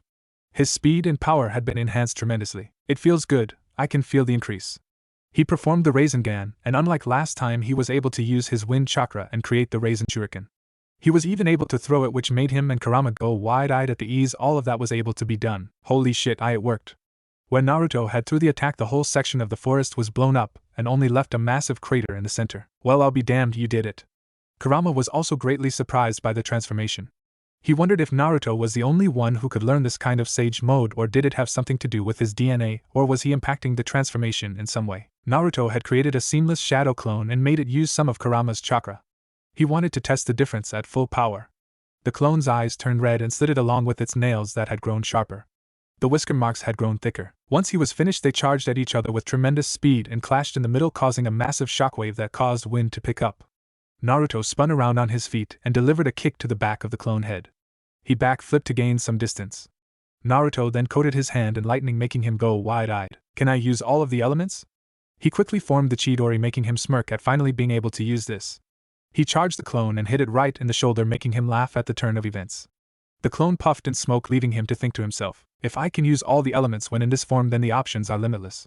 Naruto grabbed his last chakra paper and began to channel chakra. The paper split into a bunch of little pieces that all turned to water.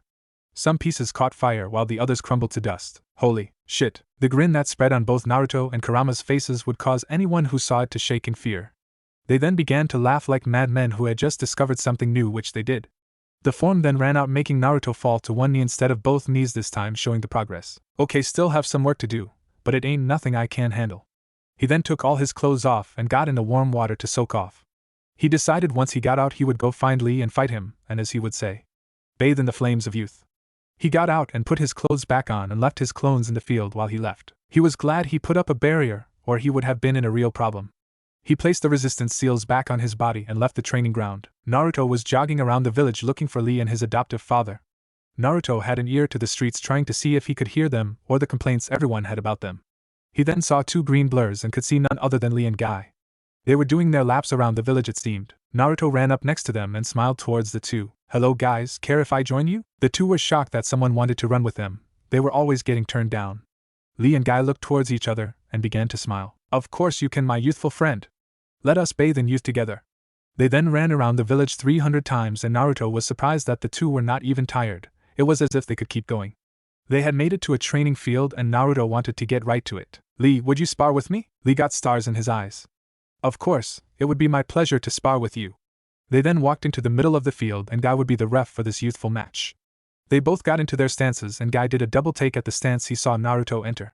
He was a bit nervous because he knew of that stance and what it was capable of. Guy had heard of the rumors for the stance, and he knew the power of it. That was the strongest martial arts style known to man, and if Naruto had managed to master it, have mercy on his enemies. Are you ready? Guy held his hand up. Go! He drew his hand down, and the two charged each other, leaving clouds of dust where they once stood. Naruto had his knees bent ready to jump off at any moment. He had his left arm sitting on his waist ready to strike out any second, while his right arm was stretched out, giving him balance and the distance of his opponent. Lee had his legs apart and was squatted down a bit. His right arm was extended in a come here gesture while his other arm was behind his back. Guy was looking at them both with critical eyes. He could tell this spar would not be a regular spar but something to really showcase the talent of their skill. However, he could not help but worry at the look in Naruto's eyes. He can see how he holds himself, and it is similar to that of a Hokage with years of experience and multiple wins under his belt. Begin! He swung his hand down as the signal to start the fight. The two waste no time and charge each other right off the back and meet in the middle, causing a shockwave to go through the training ground. Naruto has his left leg out meeting the right leg of Rock Lee. They smirk and flip back only to charge back towards each other. Leaf Whirlwind. Lee swings his leg in a circular motion multiple times in an attempt to connect with his opponent. Naruto, however, was expecting this, and jumped over Lee and delivered a kick to his back, causing him to be sent tumbling across the ground. Lee does a kick up and gets back into his stance with a smile on his face. This was going to be a great workout. Renewal Taekwondo Spinning Kick. Naruto does a spinning kick and massive tornado forms and connects with Lee, who is not only struck with the multiple attack from Naruto, but he is also being spun around and is getting a little dizzy. Lee is thrown out the attack when Naruto delivered a punch that rocked his jaw and sent him back first into a tree, making him cough up some spit and a little blood.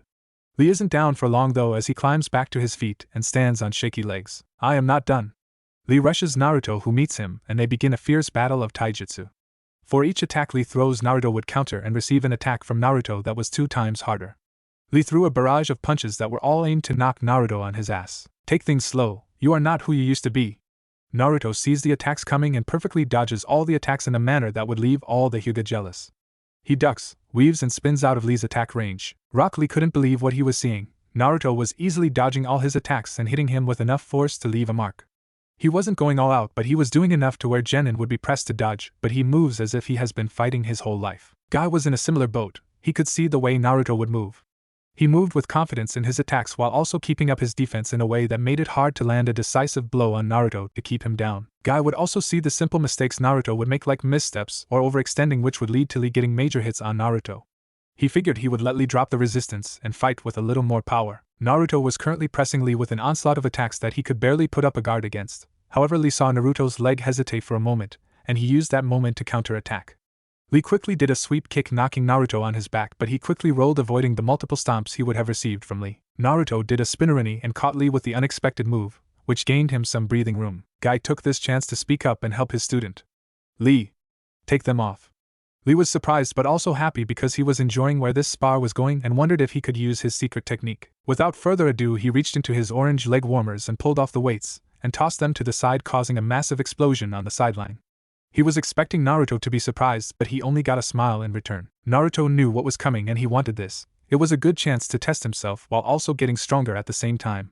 He removed his black jacket and also removed the resistance seals he placed on himself. Guy saw what Naruto did and was surprised once again at the show the kid was putting on. What's next? He uses some of the Nine Tails chakra. If things went that far, Guy would step in and force them to stop before they got swarmed by leaf ninjas. Naruto and Lee were having an intense stare-off, just eyeing each other to see who would make the first move. A single leaf floated down, signifying the second round would begin soon.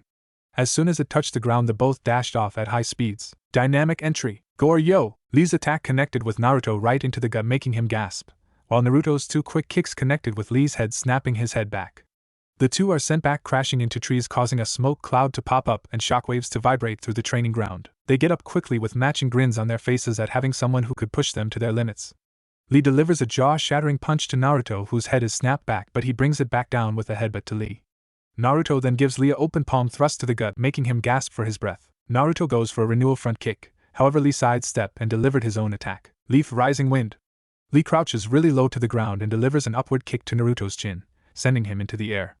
Lee follows the attack up by jumping into the air. Leaf Drop.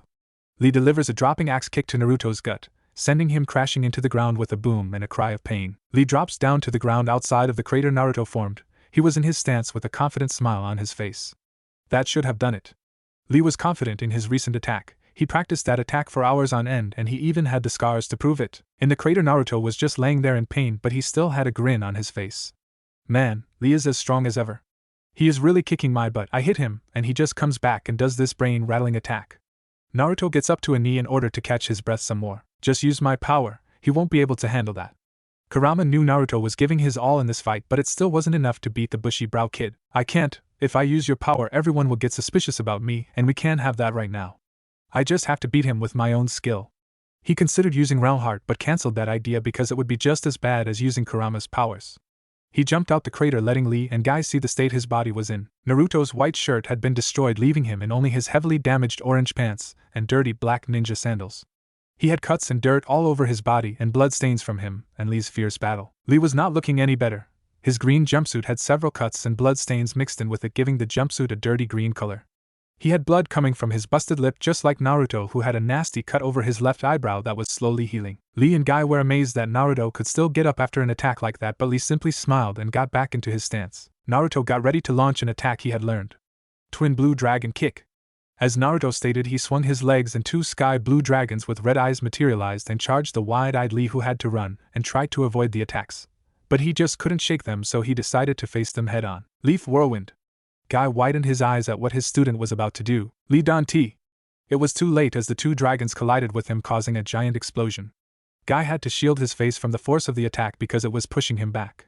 He knew Lee wouldn't be able to just get up and walk that attack off if the explosion was anything to go by. Indeed, Lee had taken the full force of the attack head on, and was laying face first in a crater with the top half of his jumpsuit destroyed. It looked like he was dead, however the slight movement of his legs indicated that he was indeed alive and slowly making his way to his feet. I didn't use too much power, did I? You didn't use enough. You know what's coming next, don't you? I do. I can take him, if you say so. Kurama was not so sure if he could though. Naruto knew firsthand how strong those gates were, and he was going to be on the receiving end of the attack. Guy was getting ready to jump in and stop the fight, but he saw Lee getting to his feet, and was again surprised at how strong these kids are. Their flames are an inferno. He would have to train some more if he wanted to match their flames. His attention was turned to Lee when he heard the boy speak up. Naruto-kun, your flames are truly burning, however the leaf's lotus blooms twice. First gate, gate of opening. Release. Lee is surrounded by green chakra that explodes off his body, causing debris to blow all over the place. He turns his gaze towards Naruto and disappears in a green blur, and connects with Naruto, who is sent back crashing through trees and rubble. Naruto gets up and tries to block, but Lee is too fast and strong for him to counter effectively. He sees Lee coming with a haymaker ready to knock his lights out. Don't lose focus, stay with him, keep a cool head. Naruto promptly dodges and gives Lee a powerful kick to the gut, sending him into the air, making the boy's eyes widen from surprise or pain. Naruto jumps up to the boy and they begin to fight in the air as if they were currently not falling. Lee throws a punch to Naruto's face, but he slips his arm under Lee's and puts his leg behind his ankle and gave him multiple punches to the gut, making the boy cough up blood on Naruto's face. Nigawa kick. Naruto delivers a backflip kick to Lee and uses his body to jump off him, while also sending Lee into the ground, causing another shockwave to be sent throughout the field. Guy again couldn't believe what he was seeing from just the two kids. Naruto was only 8 and fighting his student who was only 9 years old. If these two keep up their training, they would be unstoppable once they became older, and he would be the one to fuel them like his dad did with him. Lee slowly got up from the crater and walked out the smoke, still ready for more. You can do more, can't you, Naruto-kun? Lee looked up, see Naruto falling down with a grin and his leg cocked back for his next attack. Just see if you can handle this. Twin Dragon. Lee finds himself facing the same attack as last time and grins. It won't get me this time. Leaf Hurricane. Hurricane winds form a giant tornado that swallows up Naruto's Twin Dragon. Lee takes this to his advantage and flashes above the falling Naruto, and delivers a strong attack to his ribs hard enough to break some, and he even heard a crack. Naruto spits out some blood that gets on Lee, but Naruto soon finds himself being sent down into their combined attacks, making Guy go wide-eyed. He tries to go and catch him, but he isn't fast enough and the attack blows up, pushing him and Lee back from the force of the attack. The following explosion was so big it could be felt all the way in the village, and Hiruzen can see the attack from his office, and he calls some of his umbu, and they all go to see the cause of it. The area where the attack blew up was only a smoking crater and left only blown over trees and destroyed grass. Lee drops to the ground with wide eyes and a horrified face at what he just did, along with Guy. They rush over to the crater to check if Naruto was okay.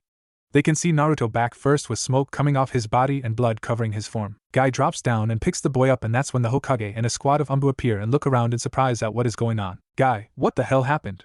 He walked up with wide eyes at all the damage to the training area. He then saw the state Lee and Naruto was in and wondered if he had used some of the Nine Tails power, but everyone would have felt that power being used once again. These two were sparring and it got out of hand. I will take Naruto and Lee to the hospital and get them checked out. Guy was about to leave until Hiruzen stopped him. When you are done, come to my office and explain what happened. Guy nodded and left in a burst of speed to the hospital. Naruto was in his bed with bandages wrapped all over his body, and he was slowly waking up.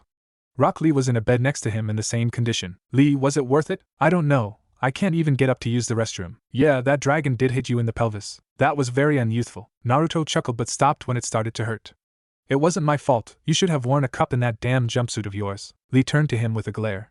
You still shouldn't have aimed for my jewels. Sorry about that. They stop talking when they hear the doors slide open and the Hokage, Guy, and Hinata walk in the room.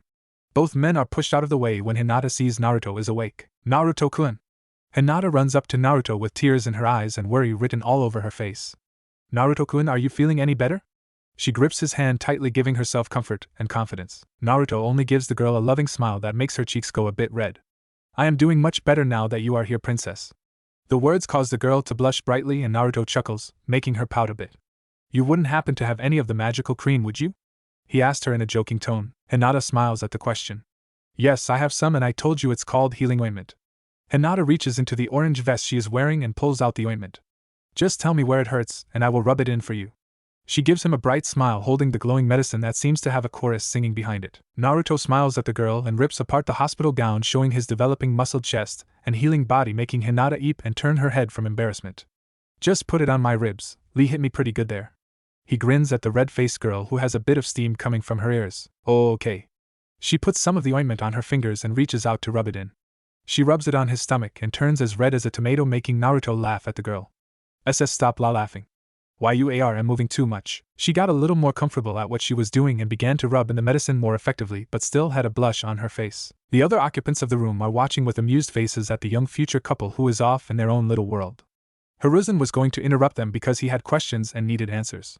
He cleared his throat gaining the two's attention, making Hinata remember where she was and who was looking. She turned red and fainted but Naruto caught her and pulled her into his bed and laid next to her. How can I help you, Hokage? Hiruzen notices the way Naruto says his title with little to no respect but knows Naruto has always been that way. I would like to ask the both of you what happened during your spar, adding extra emphasis on the word spar considering they destroyed the training ground making Naruto and Lee look at each other in surprise. Well, we were giving it everything we had, right Lee? Naruto smiles at the bowl-cut hair boy. Indeed, I would not disrespect you and hold out on you like that, Naruto-kun. I gave it my all. Lee proclaimed with fire in his eyes making Guy cry anime tears. That's right Lee, you gave him your all and that's what really matters.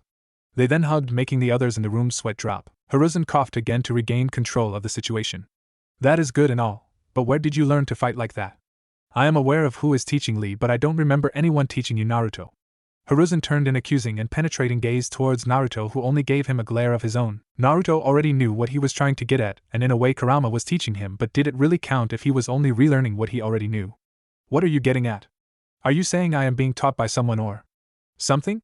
The last word makes the two adults widen their eyes before Hiruzen narrows his eyes at Naruto. Naruto, where did you learn those moves? He asked in a stern tone and was hoping Naruto would not say what he thought he would or drastic measures would have to be put into place. Naruto stared at the man intensely thinking over his choices. I learned it from a scroll of taijutsu while. I told you that I have been training very hard, it seems that my efforts are showing results. Naruto told them part of the truth while also giving very little away. Hiruzen eyes the boy a little longer until he turns away and smokes on his pipe he took out. Nobody is teaching you. He gained a nod from Naruto. You got this strong all on your own. Another nod from the boy. Okay, just let me know if you feel weird or anything like that. Recover safely. He walks out to the hallway. Cat. Hiruzen calls out to nobody but suddenly an a female Umbu with purple hair, appears in a kneeling position. Yes, Hokage-sama, I want you to keep a close eye on Naruto Uzumaki. Report to me if he does any strange activity. Hiruzen walked off once he gave the orders. There was paperwork he had to fill out. Back in the room Guy was talking to Lee. Lee, when you are fully healed we will increase your training. Lee only gave him a bright smile with a thumbs up. Naruto chose this chance to accomplish what he wanted. Is it okay if I train with you guys from time to time as well? Naruto really wanted them to say yes, that's why he went all out against Lee. To prove not only to himself but to Guy as well that he can fight. They both smile at Naruto making him think they would accept him. You are welcome to join us anytime, but just know Lee will be graduating from the academy in 4 years to become a real ninja. The man finished with a nice guy pose. Naruto smiled gratefully at both of them. Thank you. I won't disappoint and I will also be joining the academy in a few days. With the skills you showed today, your youthful career will without a doubt in my mind, that you will go far. Giving him another nice guy pose he left the room leaving a passed out Hinata dozing off Lee and an almost fully healed Naruto. I should get some rest as well, when I wake up I should be fully healed. He closed his eyes to go to sleep but instead found himself in the forest watching Kurama take a bath. Why did you bring me in here? And how the hell did you get bubbles in there? Kurama laughed at Naruto before giving him an answer. There isn't nothing the great nine-tailed fox can't do, all I must do is put my mind to it, and whatever I wish shall happen. Naruto only sweat dropped at the answer he received. Okay, but why did you bring me here? I was about to go to sleep with Hinata-chan. I called you here so you can practice my power. He saw Naruto about to say something but put a tail up to silence him. I won't be taking no for an answer. We are in your mind so no one will be able to notice that you are training. But I am sure you noticed that one Umbu is here to watch you so we have to be careful from now on. Kurama told Naruto seriously gaining a nod from the boy. Yeah, I felt them, but I can shake them once we get out, or you could just scare them off. Kurama gave him a grin that promised someone would be in danger. Let me guess, you want me to use some of your chakra and mix it in with both of our Ki. Naruto spoke sarcastically. Ding ding ding, we have a winner. If I do that it will only make her report to the Hokage that she felt your chakra, only making him more suspicious about me. Naruto had to speak as if he was speaking to a child causing Kurama to gain a tick mark. A tail from Kurama launched out and grabbed Naruto and slammed him into the water causing the fox to laugh. When you are done washing off, come over and use my chakra. Kurama walked off laughing. Stupid fox. Naruto rose up from the water. First day of the academy. The days had gone by the same as normal for Naruto. He would wake up and go grab Hinata, have breakfast with her, shake the umbu off with a couple shadow clones, go to the secret training ground and practice until he dropped along with Hinata, who had become less shy over the days and also become stronger. He had brought her with him once to watch him spar with Lee, and she was amazed at how strong the boys were. Once she had seen them fight, she had felt inadequate about her own taijutsu, so she trained harder, and was able to join them in their spars, often leading to a three-way free-for-all or all of them facing off against Guy, who had to take them somewhat seriously. When he was sleeping, he would practice using Kurama's chakra or practice the jutsu he learned from the shadow clones. He had almost mastered his wind nature chakra, but he put it to a halt when he remembered he still had to practice with his fire chakra nature. He had mastered the basic exercise for fire and was on the second one, which was to make a bucket of water boil, but he wanted to make the whole lake boil so he and Hinata could have some hot water and hopefully make a hot spring. He had also made Hinata find out about her chakra nature, and was not surprised when he found out she had a water nature chakra. She was a bit sad to not have two like he did, but he had informed her that over time you might gain another one. That had made her feel a little better, and she felt so good she gave him a kiss on his cheek, making her blush intensely while he only chuckled. He had went to go pick up his mask from Tenten, and could only smile at how it turned out. The material was really thick and kind of felt like bones to him, but he really didn't care as long as it hit his face and made him look scary. He kept the mask on him at all time by placing it in a ceiling array on his face, so he could put his hand over his face and make it look like his face was transforming. He had picked out an outfit for the mask and everything. It looked like his KCM too, but it was in all black and he had an orange Haori with black flames similar to his Toad Sage Mode's Haori. Naruto was now waking up in his bed and was getting dressed in the outfit he wore after the war, which Hinata had made him wear since she said it looked better than the jumpsuits he had been wearing. He made his way to the Hyuga compound by the rooftops in order to make it there faster and ignore the civilians that cursed him out. He landed at the gates and the two guards had bowed to him and called him Naruto-sama. He had made himself an honorary member of their clan by all the times he had been to the place, and would just walk in like he owned everything. Some Hyuga would try to stop him, but he would stop that with a quick glance and some ki. He walked around the compound, making his way towards Hinata's room, and knocked on the door. He heard her come in and saw Hinata making her bed. He got a mischievous grin and jumped on her bed, messing it all up again. Hinata gained a tick mark on her head because she worked really hard on making her bed look nice and clean, but her blonde idiot just had to come and mess the bed up. Good morning, Hinata-chan. He gave her a smile of amusement, knowing all too well how Hinata felt about making her bed perfect. Good morning, Naruto-kun. I see you are feeling pretty good this morning. Her smile was forced, and he could see that. Yeah, and it is better now that I can see you. Flattery will get you nowhere. Now make my bed and I want it perfect. She walked out the room with a huff and slight blush on her cheeks. She is something else. He got up and made the bed to perfection because it was not the first time she made him make their bed. He didn't understand why he had to make it if they would just mess it up again. He giggled perversely at remembering how they would indeed mess the sheets up. He walked out her room and made his way to the garden where she would most likely be with her sister before she left for school. He saw her with Hanabi on her lap talking to the girl about nothing in particular. Naruto for a moment saw a more grown Hinata sitting there, and instead of Hanabi he saw their child. But he shook those thoughts off before he started to let out the waterworks. He only walked over and smiled at the sisters. Hello, girls. Hanabi turned to the voice with a smile forming on her face at her new big brother. She saw him and got up off Hinata's lap and jumped for him. Good morning, big brother. She had become very close to Naruto over the week. He would treat her like a child and not some princess like the rest of the clan would, and she really likes that about him. Hello, Nabi, you come to see us off? He spun her around, making her laugh for a bit. Yes, and Big Sis was talking about how much of an idiot you were. She pointed her thumb at Hinata, who crossed her arms and turned, not facing them. Well, she can't stay mad at me forever. Yes, I can. Someone woke up on the wrong side of the bed today. Hinata slowly turned her head and gave Naruto a sweet smile. Naruto-kun, don't sit by me in class today. But Hinata-chan, you said I could and that you would share your lunch with me. Well, I've changed my mind, let's go. She walked off and took Hanabi from his arms, who was just laughing at the whole thing. They walked to the school and Naruto had a look of reminiscence on his face. He shook it off before walking inside the school with Hinata. They had made it to the classroom, and she told him once again not to sit by her. He chose this chance to speak to Sasuke, who was in the corner being an emo and getting all the girls. He walked over and sat next to him, getting a raised eyebrow from the boy. My name is Naruto Uzumaki. It's nice to meet you. He held his hand out for Sasuke to shake. Sasuke Uchiha? That was all he got. Naruto, however, was not having it, and grabbed Sasuke's hand and forced him to shake his hand, making the boy irritated at having his private space invaded. Don't do that. Do what, this? Naruto grabbed his hand again and shook his hand, making Sasuke give him a slight glare. Stop invading my personal space, loser. Naruto flicked him in the forehead for that comment. It's not nice to insult people like that. Naruto spoke in a tone like he was admonishing a child for getting in trouble. Don't flick me. Let's be friends. No, yes, no, no, yes. Great, I will come over to your place sometime, and we can train. Naruto put an arm around Sasuke's shoulder, making the boy get a tick mark. Get off me, and we are not friends. Naruto only smiled at how this was going. It brought back memories. They are both interrupted when a girl's voice meets their ears. Move so I can sit next to Sasuke-kun. Naruto got a smile on his face. He looked up at the pink hair and green eyes of Sakura Haruno. He gave the girl a warm smile that made her blush a little bit at how handsome he looked. Hello, may I get your name? He asked with that same smile. My name is Sakura. She squirmed a bit from embarrassment. Naruto merely smiled at his old friend. He remembered the last time he talked to her. Past life. Naruto was out late eating his favorite food with his longtime friends Sakura and Hinata. They had spotted him out in the streets walking, and Sakura thought it would be a good time for Hinata to speak with Naruto. That didn't work. She was a shy mess, and Naruto was just too dense to know when someone was head over heels for him. He paid more attention to his food than the girl who was making a gift for him. So what were you two doing out so late? Naruto asked, slurping up some of his ramen and getting a bonk on his head from Sakura for his bad table manners. We were having a girlfriend's night out. Is that such a bad thing? With Sasuke always gone, I get lonely sometimes. Naruto gave her a look that made her put her head down. Why the hell don't you just make him come back? Maybe if you weren't such a wet puppy, every time it came to Sasuke he would actually listen to you. Sakura got angry at hearing the truth come from Naruto's mouth of all people. He was right though, she was the strongest kunoichi in the world and has faced many tasks. But when it came to Sasuke she was just helpless and did anything he said. Shut up.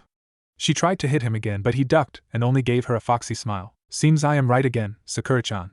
She gained a tick mark and got up from her seat and left before she caused mass damage. Not before sending Naruto a mean glare that promised pain later. This left Naruto and Hinata alone at the stand. So, want to come back to my place and watch the new Princess Gale movie? I am in it. He heard a thud and saw the red face of Hinata on the counter. Present. He only chuckled to himself at the memory and looked back at Sakura. So you want to sit next to Sasuke? She gave a shy nod, making Sasuke tense up. Naruto gave Sasuke a smirk, making the boy's eyes widen. Okay.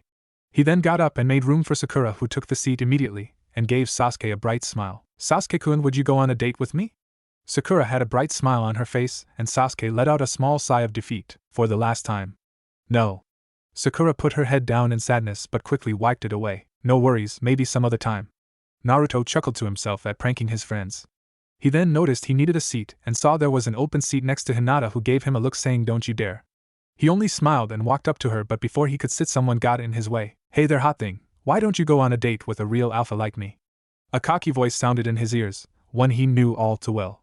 He saw Kiba sitting next to Hinata and put an arm around her shoulder, making the girl uncomfortable. You not go let him try and take claim on your mate, are you? The voice of Kurama came from his head. No. Well, put the foolish mutt in his place. Right. Naruto's eyes become a slitted blue and he grabbed Kiba by the back of the neck and pulled the boy out of the seat. Hey, what the hell? Kiba tried to grab Naruto, but he wasn't able to grab him. Naruto dropped him to the ground and released some of his ki on the boy, freezing him in place. Don't come near my Hinata again. Hinata shivered at what Naruto said. She liked this side of him. She was his and he was hers. Kiba was on the ground frozen in fear, and not just him, all of the kids in the class were frozen. They were scared to even turn around and see what was going on. Sasuke was brave enough to turn and saw Naruto glaring down at the Inuzuka boy. He was reminded of how his brother looked at him when he was younger. Did Naruto have that kind of power? He wondered to himself at watching Naruto bully Kiba. Naruto quickly regained control over himself and sat next to Hinata and put an arm around her waist and pulled her close to him, making the girl blush at the public sign of affection. Hinata didn't know Naruto could be so dominant, and dare she say, she liked it. Naruto-kun, I think you scared everyone. Hinata whispered to Naruto, who still had his arm around her waist and was not letting go. If they are scared of this, then they might as well just leave, because the ninja world is a much more dangerous place.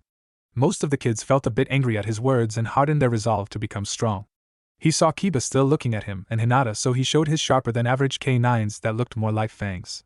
Get lost. Kiba got up and scrambled to the bottom of the class as far away from Naruto as possible. Hinata smiled and snuggled more into Naruto, who tightened his hold on Hinata, making the girl blush but smile all the same. He just bullied the whole class, but she would do the same if some other girl tried to take her man. Hokage office. Tell me what you have discovered about Naruto Uzumaki. Hiruzen ordered the cat Ambu he had to watch over Naruto. He wanted to know what the hell was going on with Naruto. He was completely surprised when Guy had told him about the fight between two students who were not even genin yet. Naruto's power raised a lot of questions that only led to more questions. The way he would look back at him with no fear, the way he has been acting towards the Hyuga who have sent several complaints, but there was not much he could do to the boy. It's like he said, I would spy on him and watch his training. He only did the basic exercise while also performing the basics of his taijutsu style. Although, I would sometimes feel as if he knew I was there and not show me everything he could do. Hiruzen was begging to get irritated at how complex Naruto was getting. It's as if Naruto was a totally different person. Last week he would come in and ask to be trained or told stories about the fourth Hokage. He doesn't even come to his office anymore, nor does he call him old man like he used to. Hiruzen's eyes widened. Did he figure out who his parents are? Or did he find out about the 9 tails? He quickly shook those thoughts away. There was just no way he could figure that out. Naruto wasn't that smart. He wanted Naruto to become strong, but on his terms and under his beliefs. Hokage-sama, if I may speak freely? Hiruzen raised an eyebrow at what she could possibly want to say. He gave her a nod. I think you are overreacting. Naruto hasn't done anything but taken his training seriously, and considering what he is and what he will face in his life, this is a change for the better. I think it would be best to leave him alone and only monitor from a distance. Hiruzen wasn't so sure. If he left Naruto alone, he might end up in the hands of his enemies, and that would not be good for anyone. He promised his parents that he would take good care of Naruto, but he had broken that promise, and only showed up when Naruto really needed his help. Okay, I will consider what you have said. You may take your original position back. He dismissed her, leaving him to his thoughts. He was suddenly hit with the great idea to use the crystal ball and spy on Naruto. Pulling the ball out and placing it on his desk, he pumped chakra into the ball and tried to lock on to Naruto's chakra, but he wasn't able to. He added more chakra into the ball, but all he got was static. It was as if something was blocking it from going through. But that is impossible, unless Naruto had something preventing him from watching him. He cursed at his plan failing. He would think more about this when he got the time, because now he had paperwork to do. Classroom. Naruto was currently listening to Iruka go on and on about the history of the village. He already knew about this stuff, but he would somewhat pay attention to the class this time, unlike last time. Okay class, can anyone tell me how the war and states period ended? Iruka looked around the class and saw the boy he didn't want in his class with his hand up. He didn't like Naruto at first, but he would at least give him a chance. Naruto Uzumaki. Naruto stood up and answered without missing a beat. The war and states period ended when Hashirama and Madara, the leaders of their clan, came together and formed an alliance. This led to the two going off to create this lovely village. Naruto knew this because he had let Sasuke place him into a genjutsu, and showed him what Hashirama had told him about what it meant to be a shinobi. Iruka nodded in acceptance at his answer, pleased that he was paying attention. The rest of the class went like this, with Iruka asking questions that Naruto would answer in extreme detail. He decided he would show his intelligence and manipulate the system to his will. It was now the end of the day and class was dismissed. Naruto walked outside with Hinata. They were going to go and get some training in when they were stopped by Kiba and a bunch of bullies. Hey loser, what you did in the class was luck. I can't let you walk around like you are the alpha. Naruto and Hinata only rolled their eyes. All they wanted to do was go train, but this boy was getting in the way. Let's hurry up and make this quick. I have better things to do. This angered Kiba and the bullies, making them charge in head first. They were quickly dropped when Naruto only kicked them in the face too fast for them to see. Kiba was the last one left. I'm not like them and won't go down so easy. Kiba quickly charged in, making Naruto shake his head at the foolish boy. Kiba was always talking a big game but never backed it up. Naruto did a spinning kick to his face, sending him tumbling to the ground. He did all of this in front of Kiba's mom, who was looking shocked and a bit embarrassed at her foolish son. I am sorry for my pup's actions. I will make sure he learns his lesson. Naruto merely gave the older woman a smile. Don't worry about it, Miss Inuzuka. I am sure he has learned his lesson now. My name is Tsum Inuzuka, so just call me Tsum. I am not one for all the formal crap. She gave him a feral grin when he returned. Okay Tsum, my name is Naruto Uzumaki. See ya around. He grabbed Hinata's hand and began to walk away, talking and laughing. You know Naruto-kun, sometimes I am a bit jealous at how graceful your moves look. She pouted a little, only making him chuckle. Come on Hina-chan, you are making me blush. He rubbed the back of his head with a smile and blush, making Hinata giggle. You're so silly Naruto-kun. Naruto only smiled warmly at the girl and held her hand tightly. He would protect her this time, he wouldn't fail. This was his last chance after all. Later, after training for hours in their secret training ground, Naruto and Hinata make their way into the personal hot spring Naruto had made. Hinata was still shy, but Naruto was at least able to get in the same side as her now, although he had to have his eyes closed the whole time while Hinata was blushing slightly. They had worked on performing more jutsu, which left the training ground a complete wreck that would take time to grow back. He was able to do a quarter of his wind jutsu from his past life. He went back to the library to borrow more fire jutsu so he could practice with his white-hot flames. Hinata thought his flames were beautiful and indicated his strong will to prevail. Making him smile at her heartfelt words, he used the shadow clones to go over his taijutsu and sealing while he worked on his jutsu himself. Hinata had also practiced some small jutsu with Naruto. She had learned the water release water bullet and water release water shuriken. She was happy with her progress, and so was Naruto. She would have to hide that she could use jutsu because it was highly looked down upon in her clan. But Naruto had explained to her that if she limited herself it would only hurt her in the long run. They did another taijutsu spar which Naruto easily won, but he noticed that Hinata was getting better as time went by. She would often catch him off guard with her flexibility, and he would have to rely on his experience to dodge and counter her attacks. If she kept up at this pace they would be back to their strength from the past. At least she would. Naruto still had a long time to go before he could reach his old power. He wanted to practice using his realm heart but thought he would keep it to himself for now. He didn't know what effect it would have on other people around him.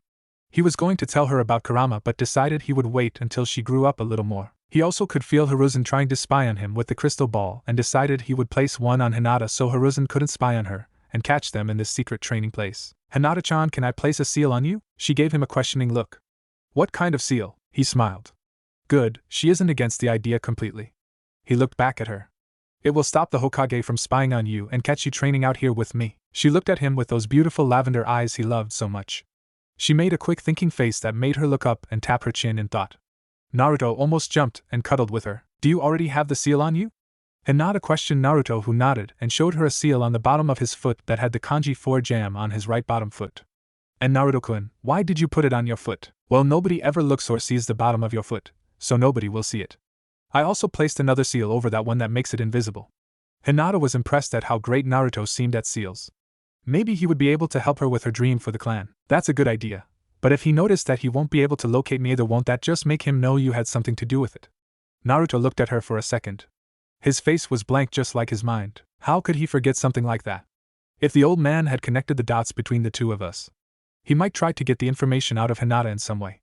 That thought made his blood boil. He would not allow that to happen. He then got the idea to turn the seal off and on. So when she felt like someone was watching her, she could just turn the seal off and allow him to look. However, when they were inside this barrier, Hiruzen wouldn't be able to locate her chakra. The old man was soft and weak-willed, so Naruto just had to put it up to chance that he wouldn't press too hard on the situation. "Okay, Hinata-chan, you make a good point, so I will try to make a new seal that you will be able to turn on and off and on. I will get to work on it tomorrow. It is late and you should make your way home." The sun had completely went down while they were in the spring. "Oh, okay, Naruto-kun, take your time." She got out the water and quickly dried off so as not to freeze from the cold winds of the night. She put on her navy blue pants and slipped on her blue ninja sandals. She put on her sleeveless orange vest she had in order to match Naruto. Naruto got up and put on his clothes. They then grabbed all of their stuff and left the forest. Hinata wanted to be brave and decided she would grab Naruto's hand. Naruto only turned back and gave the girl a smile which made her blush but smile nonetheless. They were walking to her compound when Naruto felt as if someone's gaze was on him. He looked around discreetly to see if he could find the person who was watching them.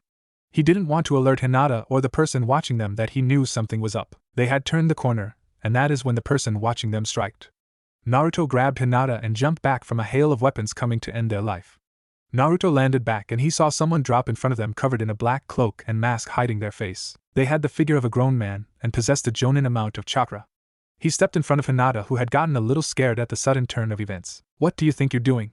Naruto asked the cloaked figure in a hard tone, leaking some of his ki at the person. He could see it had an effect on them because they were shaking a little, but he still didn't get an answer. The cloaked figure simply charged Naruto, who met the person in the middle, clashing. They exchanged blows for a while until Naruto landed a kick on the person's midsection, causing a grunt of pain and sending them back into a wall, sending spider-webbed cracks up the wall. Naruto knew this wouldn't keep them down, so he quickly released all his resistance seals and got ready for round 2. He looked back to the clone who was holding Hinata. "Quickly, take her to the compound." The clone nodded and turned to run off. "Wait, and Naruto-kun, I see can help you." She tried to protest, but Naruto knew she wasn't ready and decided it would be better if she was in a safe place. The clone then began to run off with a crying Hinata. He sent her one last smile of reassurance. The cloaked figure got back to their feet and got in a stance he knew all too well. The gentle fist. He became furious at what he was seeing. He would kill this man and bring his corpse to Hiashi and demand answers. Naruto dashed off to the figure, who was surprised at the speed of the boy in front of him. Due to being caught off guard, Naruto was able to deliver a kick to the man's stomach, making him fold over on Naruto's leg. Naruto didn't stop there. He sent 2 quick kicks to the man's stomach and finished with a jumping knee to the man's lower jaw, snapping his head back. The cloaked figure really underestimated how strong the kid was and now was paying the price. However, he wasn't a jonin for nothing. He quickly caught himself and grabbed Naruto's leg that was coming for his face and put it on his shoulder. He sent a palm strike right towards Naruto's stomach. Naruto quickly switched his weight onto his left leg to gain some balance. He was now on one leg and used his captured right leg to hook around the Hyuga's head. This move was called Dragon Catcher. He spun and hopped on his left leg, making the Hyuga stumble forwards and cause his strike to hit Naruto's left shoulder, making him wince in pain. He now had a limp left arm. He could just reopen the chakra point, but that would require Kurama's chakra and that would alert everyone, but maybe that was not a bad idea right now. He would just make do with what he had now and fight the best he could. The masked Hyuga looked at Naruto and got ready to charge back at him. Naruto also got ready with his one good arm and two legs. He could feel the smirk coming from the Hyuga. They rush again and Naruto extends his leg to the man's face, but the Hyuga simply pushes Naruto's leg the other way, making him spin in mid-air and leaving him wide open for a strike. Naruto only smirked and used his momentum to deliver a spinning kick to the man's face, knocking him back. Okay, I can't go in the air again, or he will just knock me away with his gentle fist and leave me wide open again. I will use small-scale jutsu that will help me. Naruto had to block the Hyuga who was chagrin him on the left side. He was going to try and use Naruto's weakness against him. He tried to block all the attacks, but he wasn't able to with just one arm and the overwhelming strength and height difference. Naruto was struck again in the chest and all along his right arm that was quickly beginning to lose feeling. He shook it off and engaged in the fight again. Naruto ducked under a palm to the face and spun to avoid a palm to his solar plexus. Spinning on his left leg, he struck out with a kick that was caught by the Hyuga. Instead of doing what he did last time, he grabbed Naruto's leg and used the leg to swing him into the building, making him cry out in pain. The Hyuga quickly charged Naruto, who was getting out the wall but wasn't fast enough to get up an efficient guard. Naruto was blocking, parrying, and weaving, but he still received more strikes than he could land on the Hyuga. Naruto received a palm to the right side of his chest, making him cough out some blood. He then saw the man get in a stance he remembered Niji performing. "You are within my range."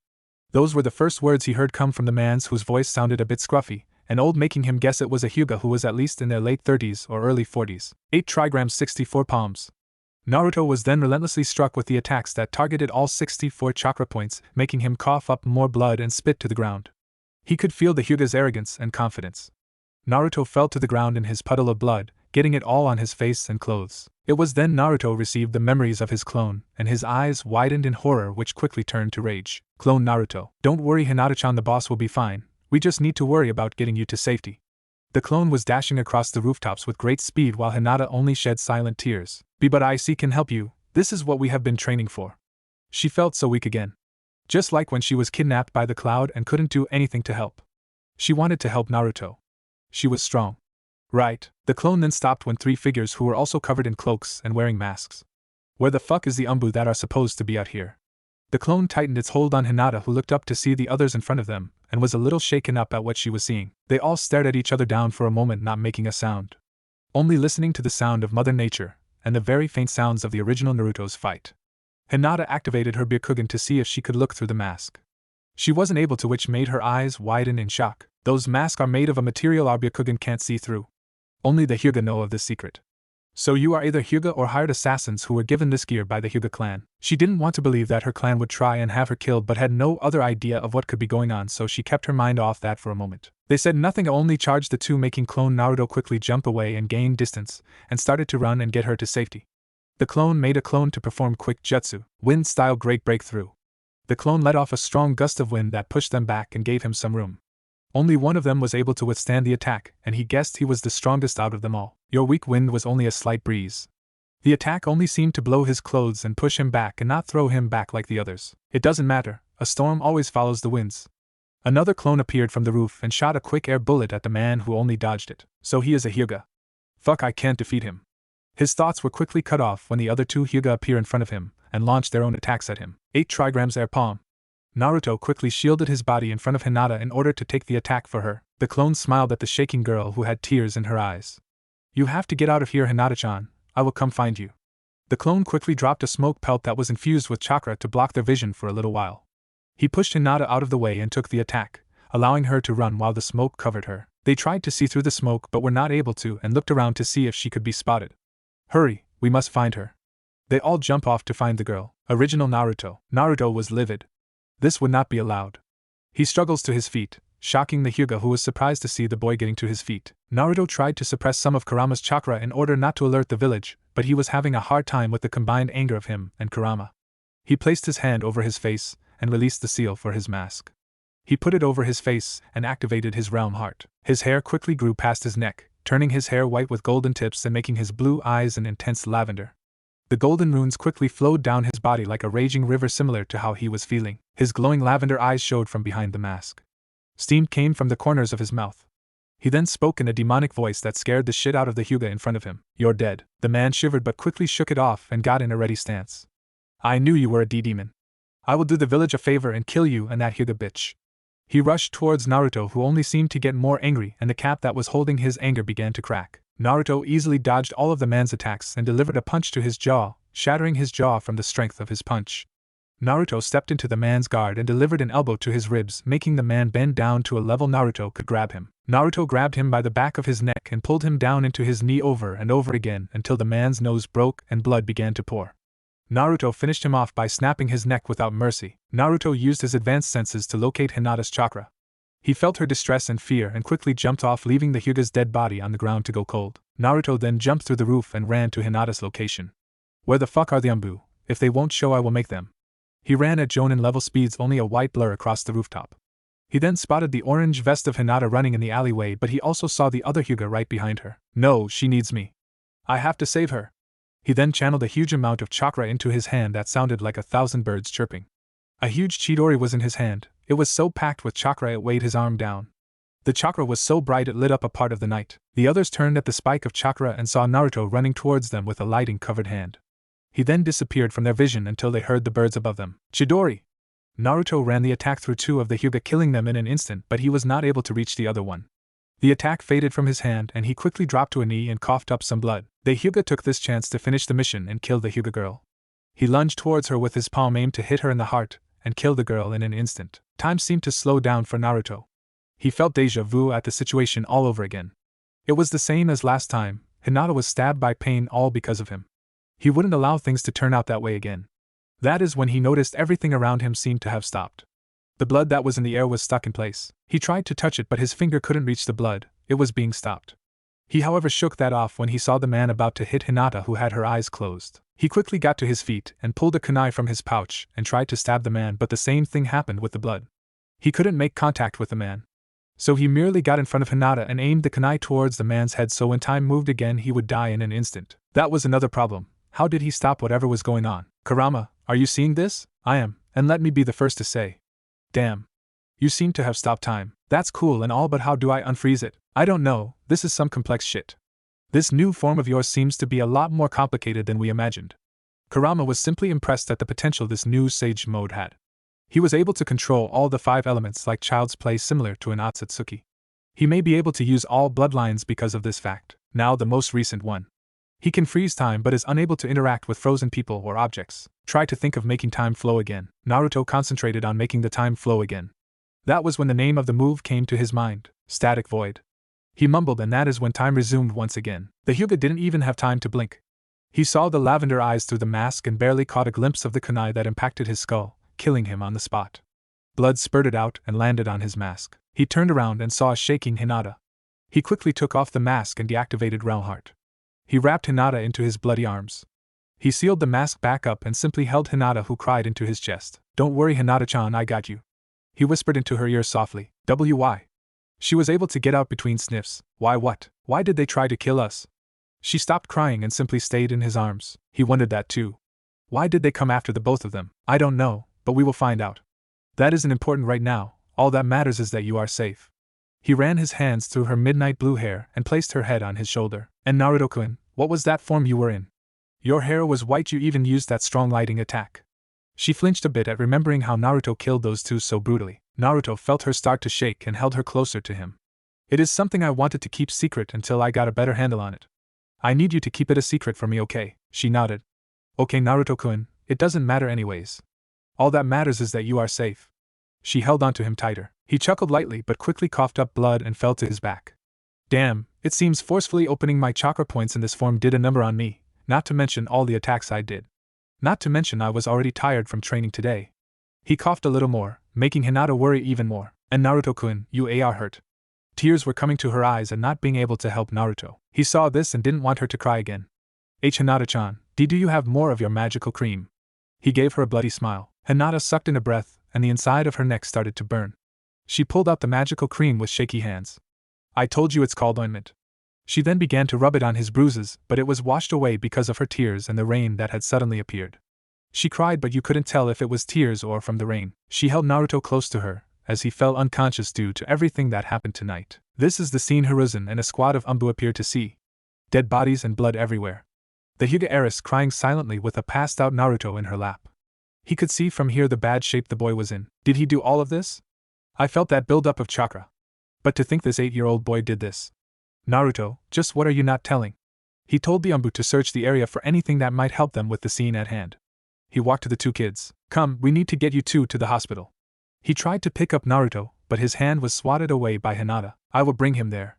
She then picked Naruto up in her arms and looked at him expectantly. Are you going to take us to the hospital or what? Hiruzen was just shocked at the normally shy girl smacking his hand away and telling him what to do. He coughed in his hand to get his brain to work again. Right. Umbu, keep searching and report to me when you find anything useful. He then placed a hand on Hinata and body flickered to the hospital. They appeared in the hospital, and when he thought Hinata would stumble like last time, she didn't and only walked to the desk. I need a doctor for my friend. Hinata said as calmly as she could to the nurse at the desk, who looked at her and smiled until she noticed who Hinata was holding and scowled. That thing isn't allowed, so get lost. The nurse said with clear venom in her tone. Hinata activated her Byakugan in anger and glared at the nurse. Give us a room. Now. The nurse was a bit frightened and was about to curse the girl out until she heard a voice that made her freeze. I believe the young lady asked for a room. Hiruzen said, placing a hand on Hinata's shoulder. Hokage-sama. Right away. She quickly got up and escorted them to a hospital room and called for the best doctor. Hinata put Naruto in the bed, not even taking off his bloody zip-up black jacket. She shed a few more tears and held his hand to comfort him in his sleep. Don't worry, Naruto-kun, I am here for you. Hiruzen, watching this, smiled to himself. It seems that Naruto has found him a true friend. Hinata then turned to Hiruzen. What did that lady mean when she called Naruto a thing? Hinata didn't even want to say that about Naruto. She was angry and wanted to give the nurse a palm strike to the gut. Hiruzen sighed. He had hoped that she didn't hear that, but he guessed it was for naught. He wondered if he should tell this 8-year-old girl that secret. He would have to talk with her anyways about what happened, so he guessed it would be better to tell her now. Plus it seemed like she actually cared about Naruto. He placed down a privacy seal. What I am about to tell you cannot leave this room, it is a S-rank secret. Hinata nodded, ready to hear what was going to be said. Naruto's hospital room. I am sure you are well aware of the stories that are around the 9-tailed fox that attacked our village 8 years ago. He received a shaky nod from the Hyuga, who was still a little shaken up from the events that happened not too long ago. Well, all of that is a lie. She gasped and wanted to speak, but he held up a hand to stop her. The truth is, the 9 tails was not defeated but only sealed into a boy who was just born on that day. He was given a curse not many can hope to live with, but still he keeps going and moving on. He protects the village by keeping the demon back. He turned to the girl, who seemed to be taking in everything he was telling her. He could see the gears in her head turning. She just needed another push. Do you know when Naruto's birthday is? Hinata answered without missing a beat. October 10th. She then froze and her eyes widened. It all made sense now, the glares, the way they kick him out of stores, the abnormal amount of chakra he had, and the fast healing. He was shouldering all of this on his own. She then remembered the words he had told her. Flashback. They had just got done doing a practice fight, and they both had bruises all along their body. She couldn't even stand up, but she looked over and saw Naruto slowly making his way to his feet. He stood up to his feet, and Hinata saw adult version of Naruto standing behind Naruto with nothing but strength and confidence in himself. That's what she wanted all her life, that same kind of confidence and self-assurance. How? She mumbled. Naruto simply looked at her with those sky-blue eyes she loved so much. What did you say, princess? How can you keep going and moving on with such confidence? Why do you push yourself so hard? She wanted to know if it was possible for her to also possess such drive in herself. Naruto held his head down and went over what he could tell her. He could see the desperation in her eyes. He knew what he told her today would shape her future, but he couldn't just tell her. He held his head up and gazed at her with a serious gaze that made her flinch a little. That is something you must figure out for yourself, Hinata. I keep going because I have to. There are people counting on me. There are things that I must do. I have to endure, shoulder, and overcome. That's my ninja way. He spoke with such power and confidence she couldn't help but feel the trust he had in himself. He spoke as if he had already done it and will do it again. His words made her believe in him, and she wanted to be by his side when he accomplished everything. I too shall endure, shoulder, and overcome. It will be my ninja way. Naruto saw the look of determination in her eyes and smiled. Don't just copy what I said, you must find your own ninja way. He gave her a warm smile that made her blush. Flashback over. Now I understand. Her exclamation made Hiruzen raise an eyebrow. What do you mean? I asked Naruto-kun why he always pushed himself so hard, and he told me that he had to. He said people were counting on him. He also told me his ninja way. She smiled softly while giving his hand a slight squeeze. Hiruzen was a bit surprised at the mature words of Naruto. He was talking as if he already knew what awaited him in the future. He wanted to figure out the puzzle that was Naruto Uzumaki. Oh, and what might his ninja way be? She had his full attention, and Hinata only had a loving smile on her face. To endure, shoulder, and overcome. That's my ninja way. Again Hiruzen was shocked by the maturity of Naruto. He figured he would say something about becoming the Hokage and not giving up. This sounded like the words of a wise man who has seen and done many things in their life, not the words of some 8-year-old boy. With this kind of mindset, I think it would be possible to tell him everything. From Hinata's words, it sounds like he already knows about the 9 tails. Maybe if I was just honest with him from the beginning. Hiruzen was knocked from his thoughts when they saw Naruto moving around in his sleep. Naruto slowly opened his eyes but quickly shut them when he was blinded by bright lights and white walls. Damn, they should really decorate this place. He then turned his head and saw a crying Hinata and a relieved Hiruzen. He opened his arms and Hinata wasted no time, and immediately jumped into his arms and began to cry tears of happiness. Don't worry Hinata-chan, I am okay. He run his small hands through her short midnight hair just like she loved. That was a complete lie. He was in pain all over and her jumping into his arms did not help, but he held in his pain in order to make her feel better. Hiruzen, however, saw the pain go across his face. He again was surprised at the willpower of Naruto. Maybe I shall tell him, but I should test him just to be sure. He smiled at the sight because Hinata was checking all over Naruto's body and pointing out his injuries like some overprotective mother. Naruto-kun, you should have let me help you. Maybe then none of this would have happened. Hiruzen saw the rage that went across Naruto's face, and for a split second his eyes flashed red, making him worry. Naruto only placed his hands on both of her cheeks, squishing her face and making her stop talking. Hinata-chan, those guys were after you and I just couldn't allow them to harm you. But we were training and I could have helped you. He smacked both of her cheeks, making the girl yelp in surprise. No Hinata-chan, they wanted you dead and I wouldn't forgive myself if something like that happened to you because I was too weak to protect you. He brought their forehead together, making the girl blush brightly. But why? I can protect myself, you know. Her face was as red as can be. She had never been this close to Naruto. They were in their own little world right now. Naruto only gave her a true genuine smile full of all the love and kindness he could give. It's because I love you, Hinata. Hiruzen dropped his pipe from his mouth, and his eyes were wide at the confession. Hinata, however, was just a complete wreck. He loves me. Me. Did I hear him right? She looked up to see his smiling face still looking at her with those same love-filled eyes. Hinata's face turned an all-new shade of red, to levels it had never reached before in her life. She then fainted right in his arms, making him chuckle. Naruto then turned to look at the old man in the room. Hiruzen was not expecting this to happen. He could see that the two loved each other, but he didn't think that they would actually confess so early on in life. Well, that was a beautiful thing to witness. However, we need to get down to business. What the hell happened? Naruto then began to shake with anger, and Hiruzen could see that much. Naruto had to stop when he winced in pain from his injuries. It was the Hyuga. Hiruzen was confused at the statement. What do you mean it was the Hyuga? Naruto slowly turned his cold blue eyes to the old Hokage, who suppressed a shiver at the gaze that looked just like his father's when he was in war. The Hyuga sent some assassins from their clan after Hinata to kill her, and me by proxy. One of them said they would do the village a favor by getting rid of the demon. Hiruzen flinched. Is there something you want to tell me? Naruto asked in a tone that left no room for argument. All you do is say yes. Well, you seem to be mature enough, so I guess I can tell you. Naruto only nodded, already knowing what he was going to say.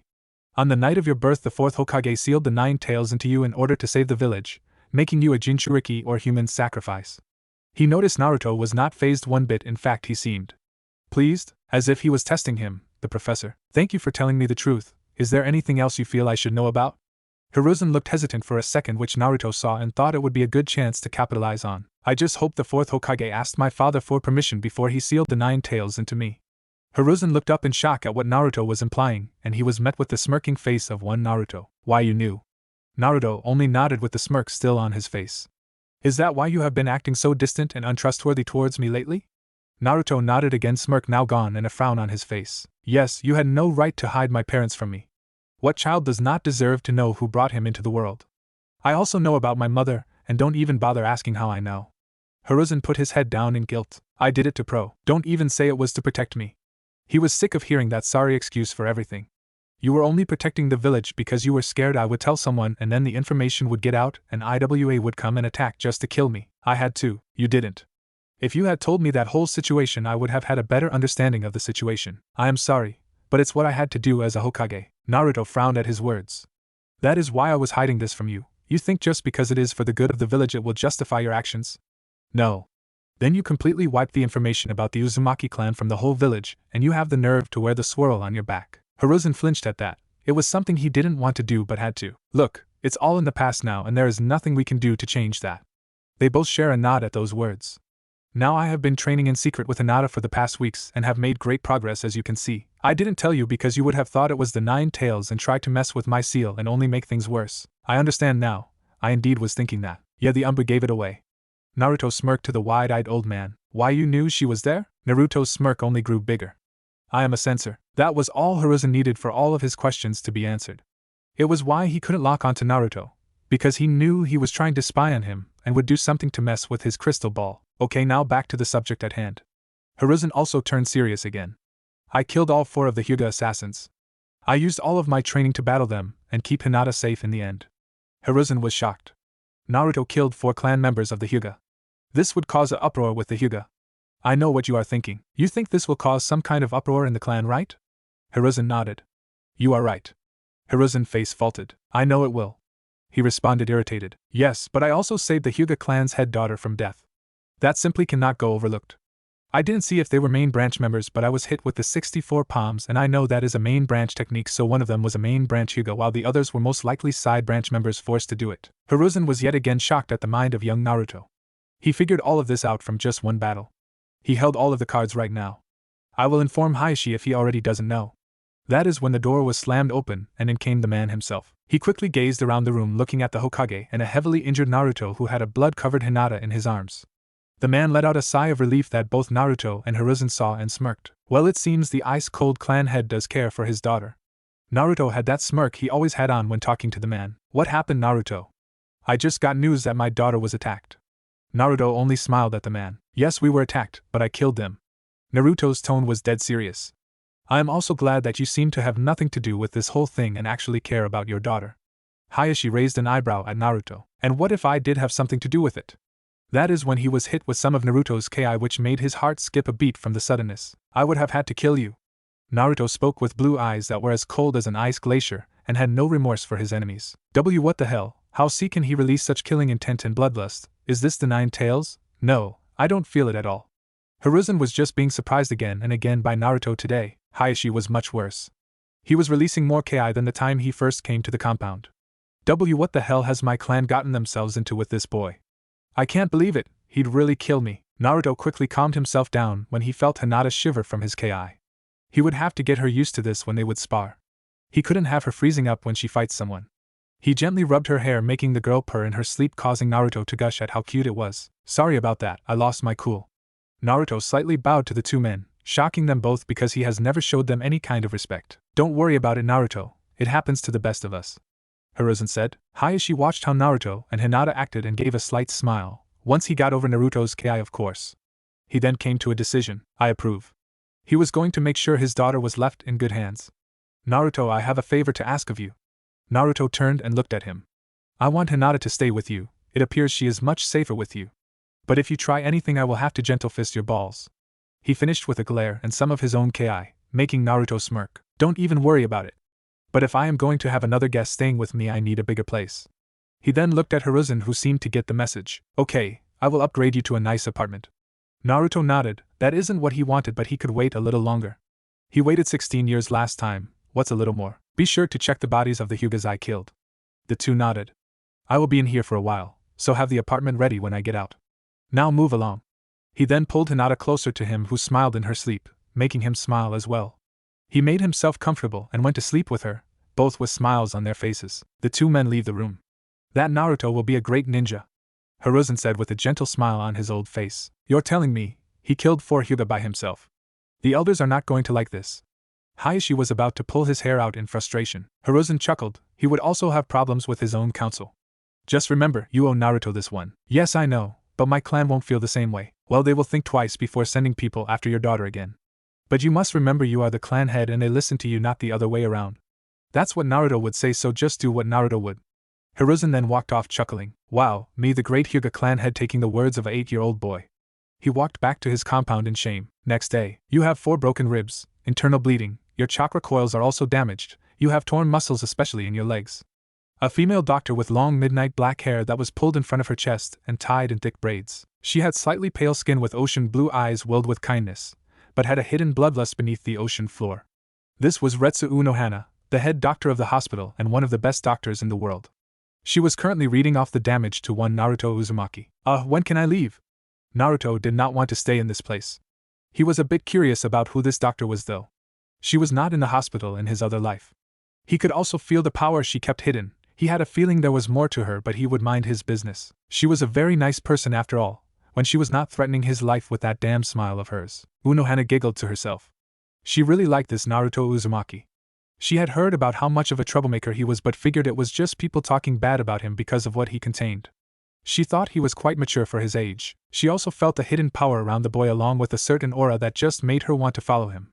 She couldn't quite describe it. All she knew is that he would be something special in the future. Naruto-kun, you won't be leaving this place for a few days. He slumped down in the hospital bed. Can you at least take these dumb bandages off?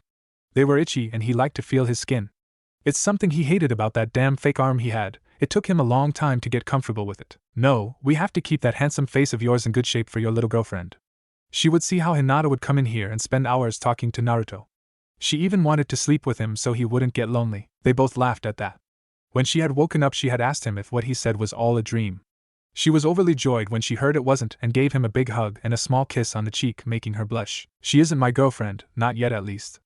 Unohana only smiled at him. I still have to get stronger so I can protect her. He curled his fist and determination filled his eyes, making Unohana give him a motherly smile. Well, Naruto-kun, who will protect you? He looked at her confused.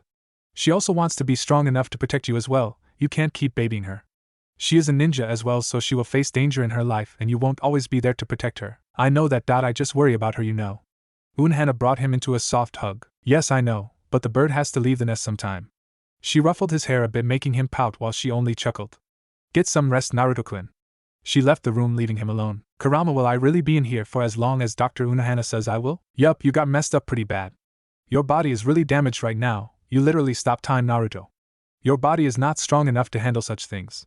You indeed have all the knowledge you need to become the strongest again, but you just have to wait for your body to catch up. You are moving too fast. This is a good chance to relax and think, or just enjoy some time with your mate. Yeah, you're right. I am always right. When will you understand that? Naruto only rolled his eyes, but thinking back to the fight. What was that I did? Stopping time. I will have to test it out more when I am able to leave. He simply rubbed his chin and thought. When I get out of the hospital, I should pick up on my training along with Hinata. I am sure she will be all for it after what happened. I need to get stronger if I want to bring peace again. The things that await are not easy. He just let himself float off into his own world of things to come. He was planning out what he would do in the next 5 years and how strong he needed to be for the events to come. Kurama put in his input when he needed it. All he knew was that he was going to shake the world up and fuck over all the plans Obito had in store. He then thought about Obito. How would he convince him again? He was really only able to do that because he beat him and left him on death's bed. He didn't want things to get that far again, so he hardened his resolve and he would just kill him. He was better dead than a desperate man who would do anything. Naruto knew Obito was somewhere in the Rain Village or messing up the Mist Village right now. That's right, they had that civil war. I would like to go over and help them, but I don't have the time and I am not strong enough to help them. The only time I would be strong enough is during the training trip I had with Pervy Sage. I will go during the training trip. He turned to the door when he heard it open and Hinata walked in with a bag. He knew that smell all too well. Hinata, seeing Naruto looking at the bag, smiled. She knew there was no hiding it from him. Hello, Naruto-kun, I brought you some food. She pulled out a cup of ramen and gave it to Naruto, who was drooling from the mouth. He took it and began to eat with a happy smile on his face. Thank you, Hinata-chan, this is so much better than the hospital food I would always get. She only gave him a warm smile in return. No problem, Naruto-kun, it was the least I could do for putting you in this place. She held her head down at that. If she wasn't so weak, he wouldn't be in such a bad condition. Naruto, seeing this, put his bowl down and reached to Hinata, who was sitting next to his hospital bed. He put a hand under her chin and lifted her head up to face his. Hinata-chan, this is not your fault. I would do anything if it meant I could protect you and those I love. Hinata felt her heart swell with love at his words. If anything, this only means that we have to become stronger, doesn't it? He finished with a smile, making her smile as well. Yes, and then I can protect you. She gave him a hug, making him smile. Now tell me what happened in class today while we eat. She nodded and got back in her seat and began to tell him about the lesson, but he only tuned her out and just stared at her talk. She was still a little girl, but he just couldn't help but see the older Hinata in her place and telling him about random things. His eyes began to water a little, but he quickly blinked them away so she wouldn't notice. You're beautiful. Hinata stopped and looked at Naruto in surprise and a blush ran up her face. She only shook her head and smiled at Naruto. He was always just telling her random things. One time he said she looked like a rabbit. And you are very handsome, Naruto-kun. Thank you, Hinata-chan. I am glad you find my face appealing. She giggled softly to herself. They then just spent the rest of the day together. She even did her homework and Naruto helped her with it, much to her happiness. He also made her do some chakra control exercises so she could still train. Hinata had told him that she would practice in the medical arts while he is in the hospital. That way she could heal them after training. He then told her she would make a good wife one day. She blushed and then fainted with a happy smile on her face. It was now night time and she was getting tired and he could see it by the way she would rub her eyes and it just looked so cute. That is when his door slid open and Hayashi along with Unohana came in. Okay, visiting hours are over and it's time for bed, Unohana said with a smile. I have come to pick you up, Hinata. Hayashi spoke, walking in the room with a small smile that was almost unnoticeable. Well, hello to you as well, Hayashi, Naruto said sarcastically to the old Hyuga. Oh, I didn't see you there under all those bandages. Hayashi spoke just as sarcastically, making Naruto get a tick mark. Oh, is that right, old man? Are those eyes of yours losing their vision because of old age? Naruto smirked at the Hyuga who had a tick mark and glared at Naruto. Why, you brat? He activated his Byakugan. That is when Unohana stepped up. You two were not about to fight. Were you? She asked in that sweet tone and I smiled that sent shivers up both men's spines. And no, ma'am, they both said with a bow of their heads. She clapped and smiled. Great, now let's leave so Naruto-kun can get some sleep. Before she could leave, Hinata went back up to Naruto and whispered in his ear. I know about the fox and I don't hate you. She gave him a little kiss on the cheek and smiled, then walked to her father and grabbed his hand and left. Naruto was shocked because he didn't say anything about Kurama. It must have been that old man. He just smiled and rubbed his cheek. She was becoming less shy each day. Unohana saw this and smiled. And you say she isn't your girlfriend? It was just a kiss. He turned and gave a cute pout, making her giggle at him. Good night, Naruto-kun. And I'd better not see you trying to escape this room tonight. Or what? He challenged with a cocky smirk. Unohana opened her eyes, showing Naruto her ocean blue eyes that meet with his sky blue eyes. Unohana was a bit surprised Naruto didn't look scared when she gave him that look. Most people always shiver and look away. Just don't do it. She gave him that warm smile again that made him nod his head with vigor. Man, she can be real scary at times. But overall a pretty nice person. He gave her a smile in return. Thanks for taking care of me, Dr. Unohana. I really appreciate it. Not many people in this place want to help me. Unohana only gave him a warm smile in return. She seemed to be doing that a lot around him lately. It's my job, Naruto-kun. It also helps that I like you. I like you too, Miss Unohana. They both laughed together for a second. Okay, Naruto-kun, good night. She turned off his light and left the room. 2 days later, council chambers. There are 2 sides of the council that make up the village. The clan heads who make up the shinobi council. Then you have the most influential civilians in the village who run the business. Both of these sides come together to make up the council of the village. We currently have both sides in attendance today to talk about the matter involving the Hyuga. I would like to inform you all that there was a recent attempt on the young Hyuga heiress's life 2 days ago. The Hokage stated, making everyone who didn't know to gasp in shock except for Danzo and the elders. Was it the Cloud again? Inoichi, the Yamanka clan had asked. No, it was members from my own clan, Hayashi said impassively, but if you knew what to listen for you could hear the slight anger in his tone. Everyone gasped again, and this time the elders looked interested in the topic. They all then start to mumble to each other about how the Hyuga were beginning to fall apart. The clan heads kept their thoughts to themselves, wondering if something similar would happen to their clan. The Hokage then grabbed all of their attention back to him. Silence. They all stopped talking, allowing him to continue. The attempt on her life was stopped by Naruto Uzumaki. He killed all 4 of the Hyuga assassins. This gained an immediate response from the civilian side of the council. They were calling for his death or to be locked up for killing members of the sublime Hyuga clan. As if they were not just saying how the clan would be destroyed a few seconds ago. The shinobi side of the council was a bit impressed that an 8-year-old kid could kill 4 Hyuga clan members by himself. They had all figured the boy was just a troublemaker but would hear how their kids would say how smart was. They remember when their kids said he beat up Kiba with just a few kicks. Hiruzen calms everyone down again.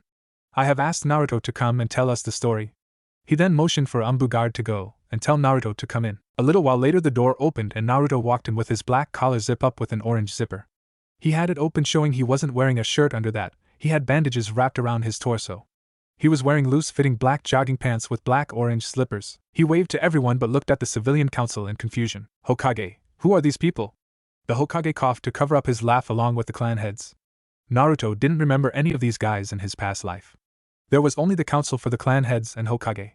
He could make a guess as to why they were glaring at him like that though. These are the civilian members of the council.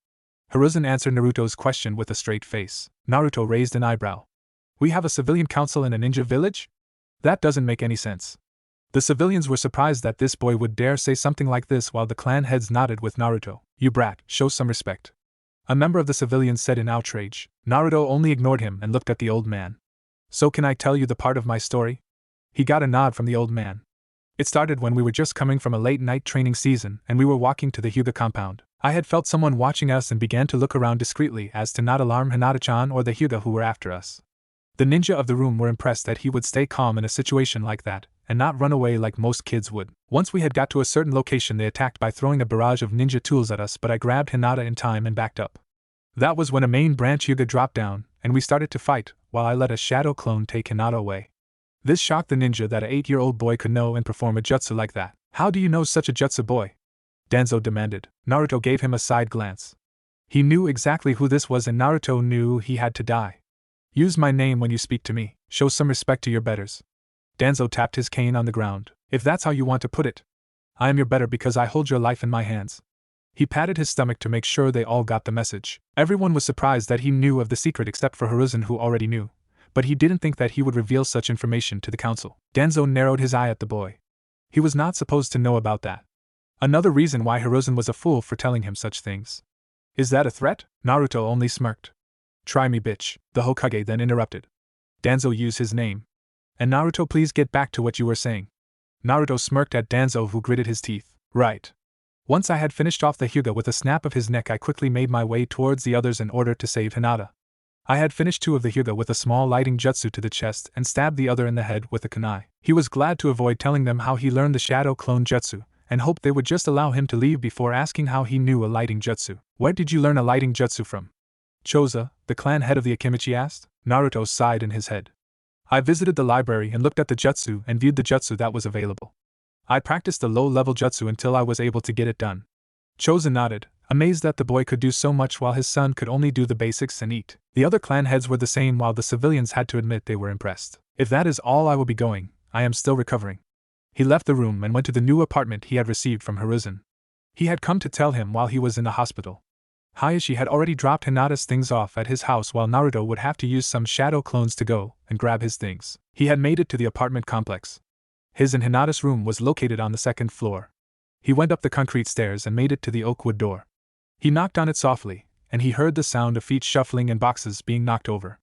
Hinata opened the door and gave Naruto a bright smile. Naruto, seeing this, remembered how Hinata would always greet him like this after he would have a long mission. His eyes began to water, and Hinata noticed and began to worry.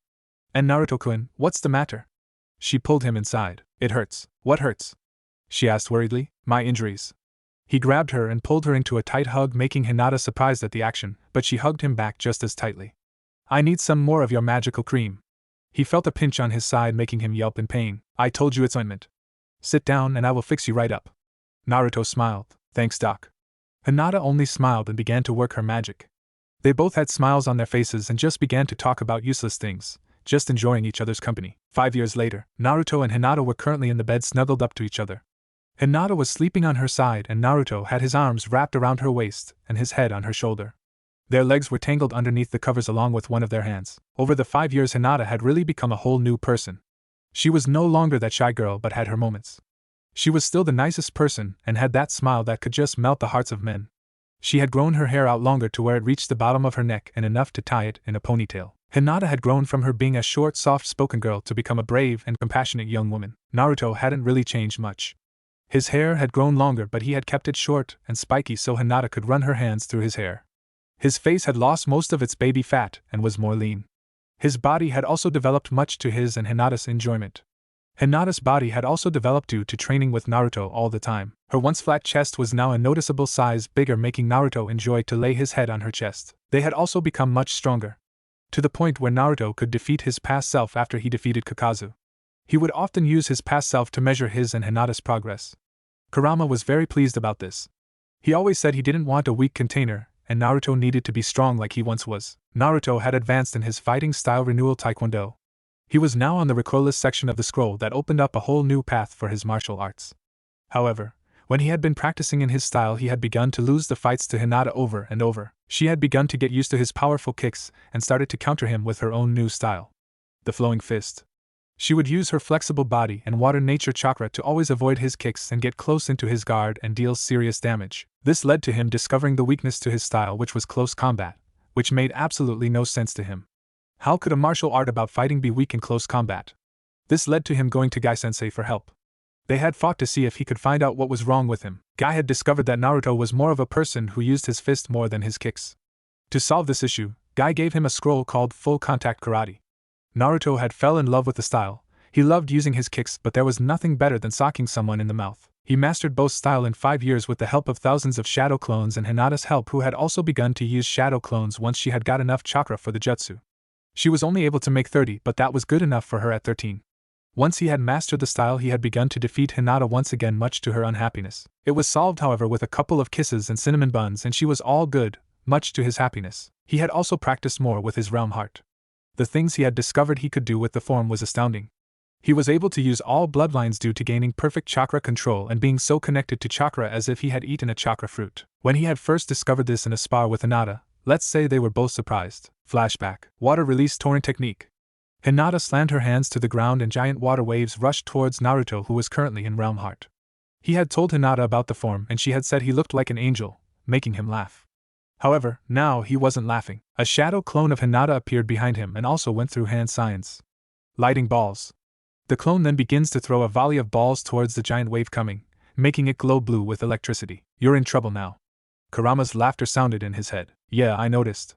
Naruto took a second to think about what he could possibly do in order to get out of this. The attack began to get close to him, and his brain was working in overdrive. His lavender eyes then pulsed, and it hit him. He then began to go through hand signs after he channeled earth and water chakra. Would release wood dome.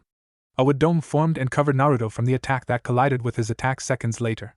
He could feel the force at his dome, but because he pumped a lot of chakra into the attack, he was able to stay safe. He sensed Hinata coming close and dropped the dome to see her shocked face. And then Naruto-kun. Why, you can use wood style. She pointed to Naruto, who looked at what he had just done and gasped. Well, would you look at that? He began to run his hands that were covered in golden runes over the wood, and he could feel the nature chakra running through the wood. He then began to smirk at remembering how Hashirama used his wood style during the war. Well, Hinata-chan, your boyfriend just got a whole lot more badass.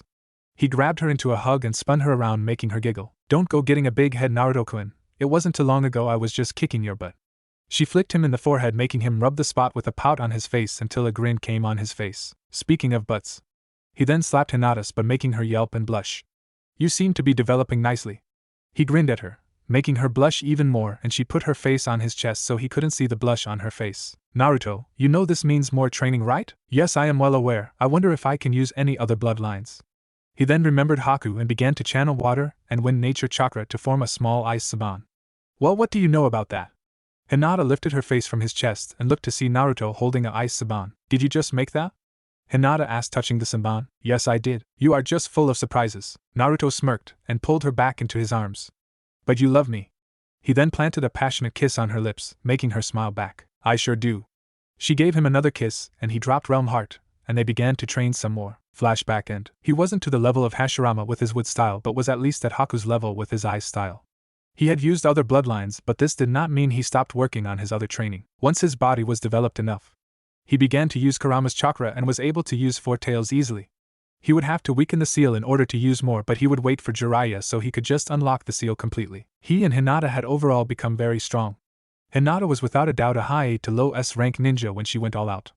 Naruto was a low S rank ninja in base, but when he would go into realm heart or use Kurama's chakra, he would be a high S rank ninja. He never showed all his skills in the academy, but he showed enough to gain a fan club and stay in the middle of the class and grades.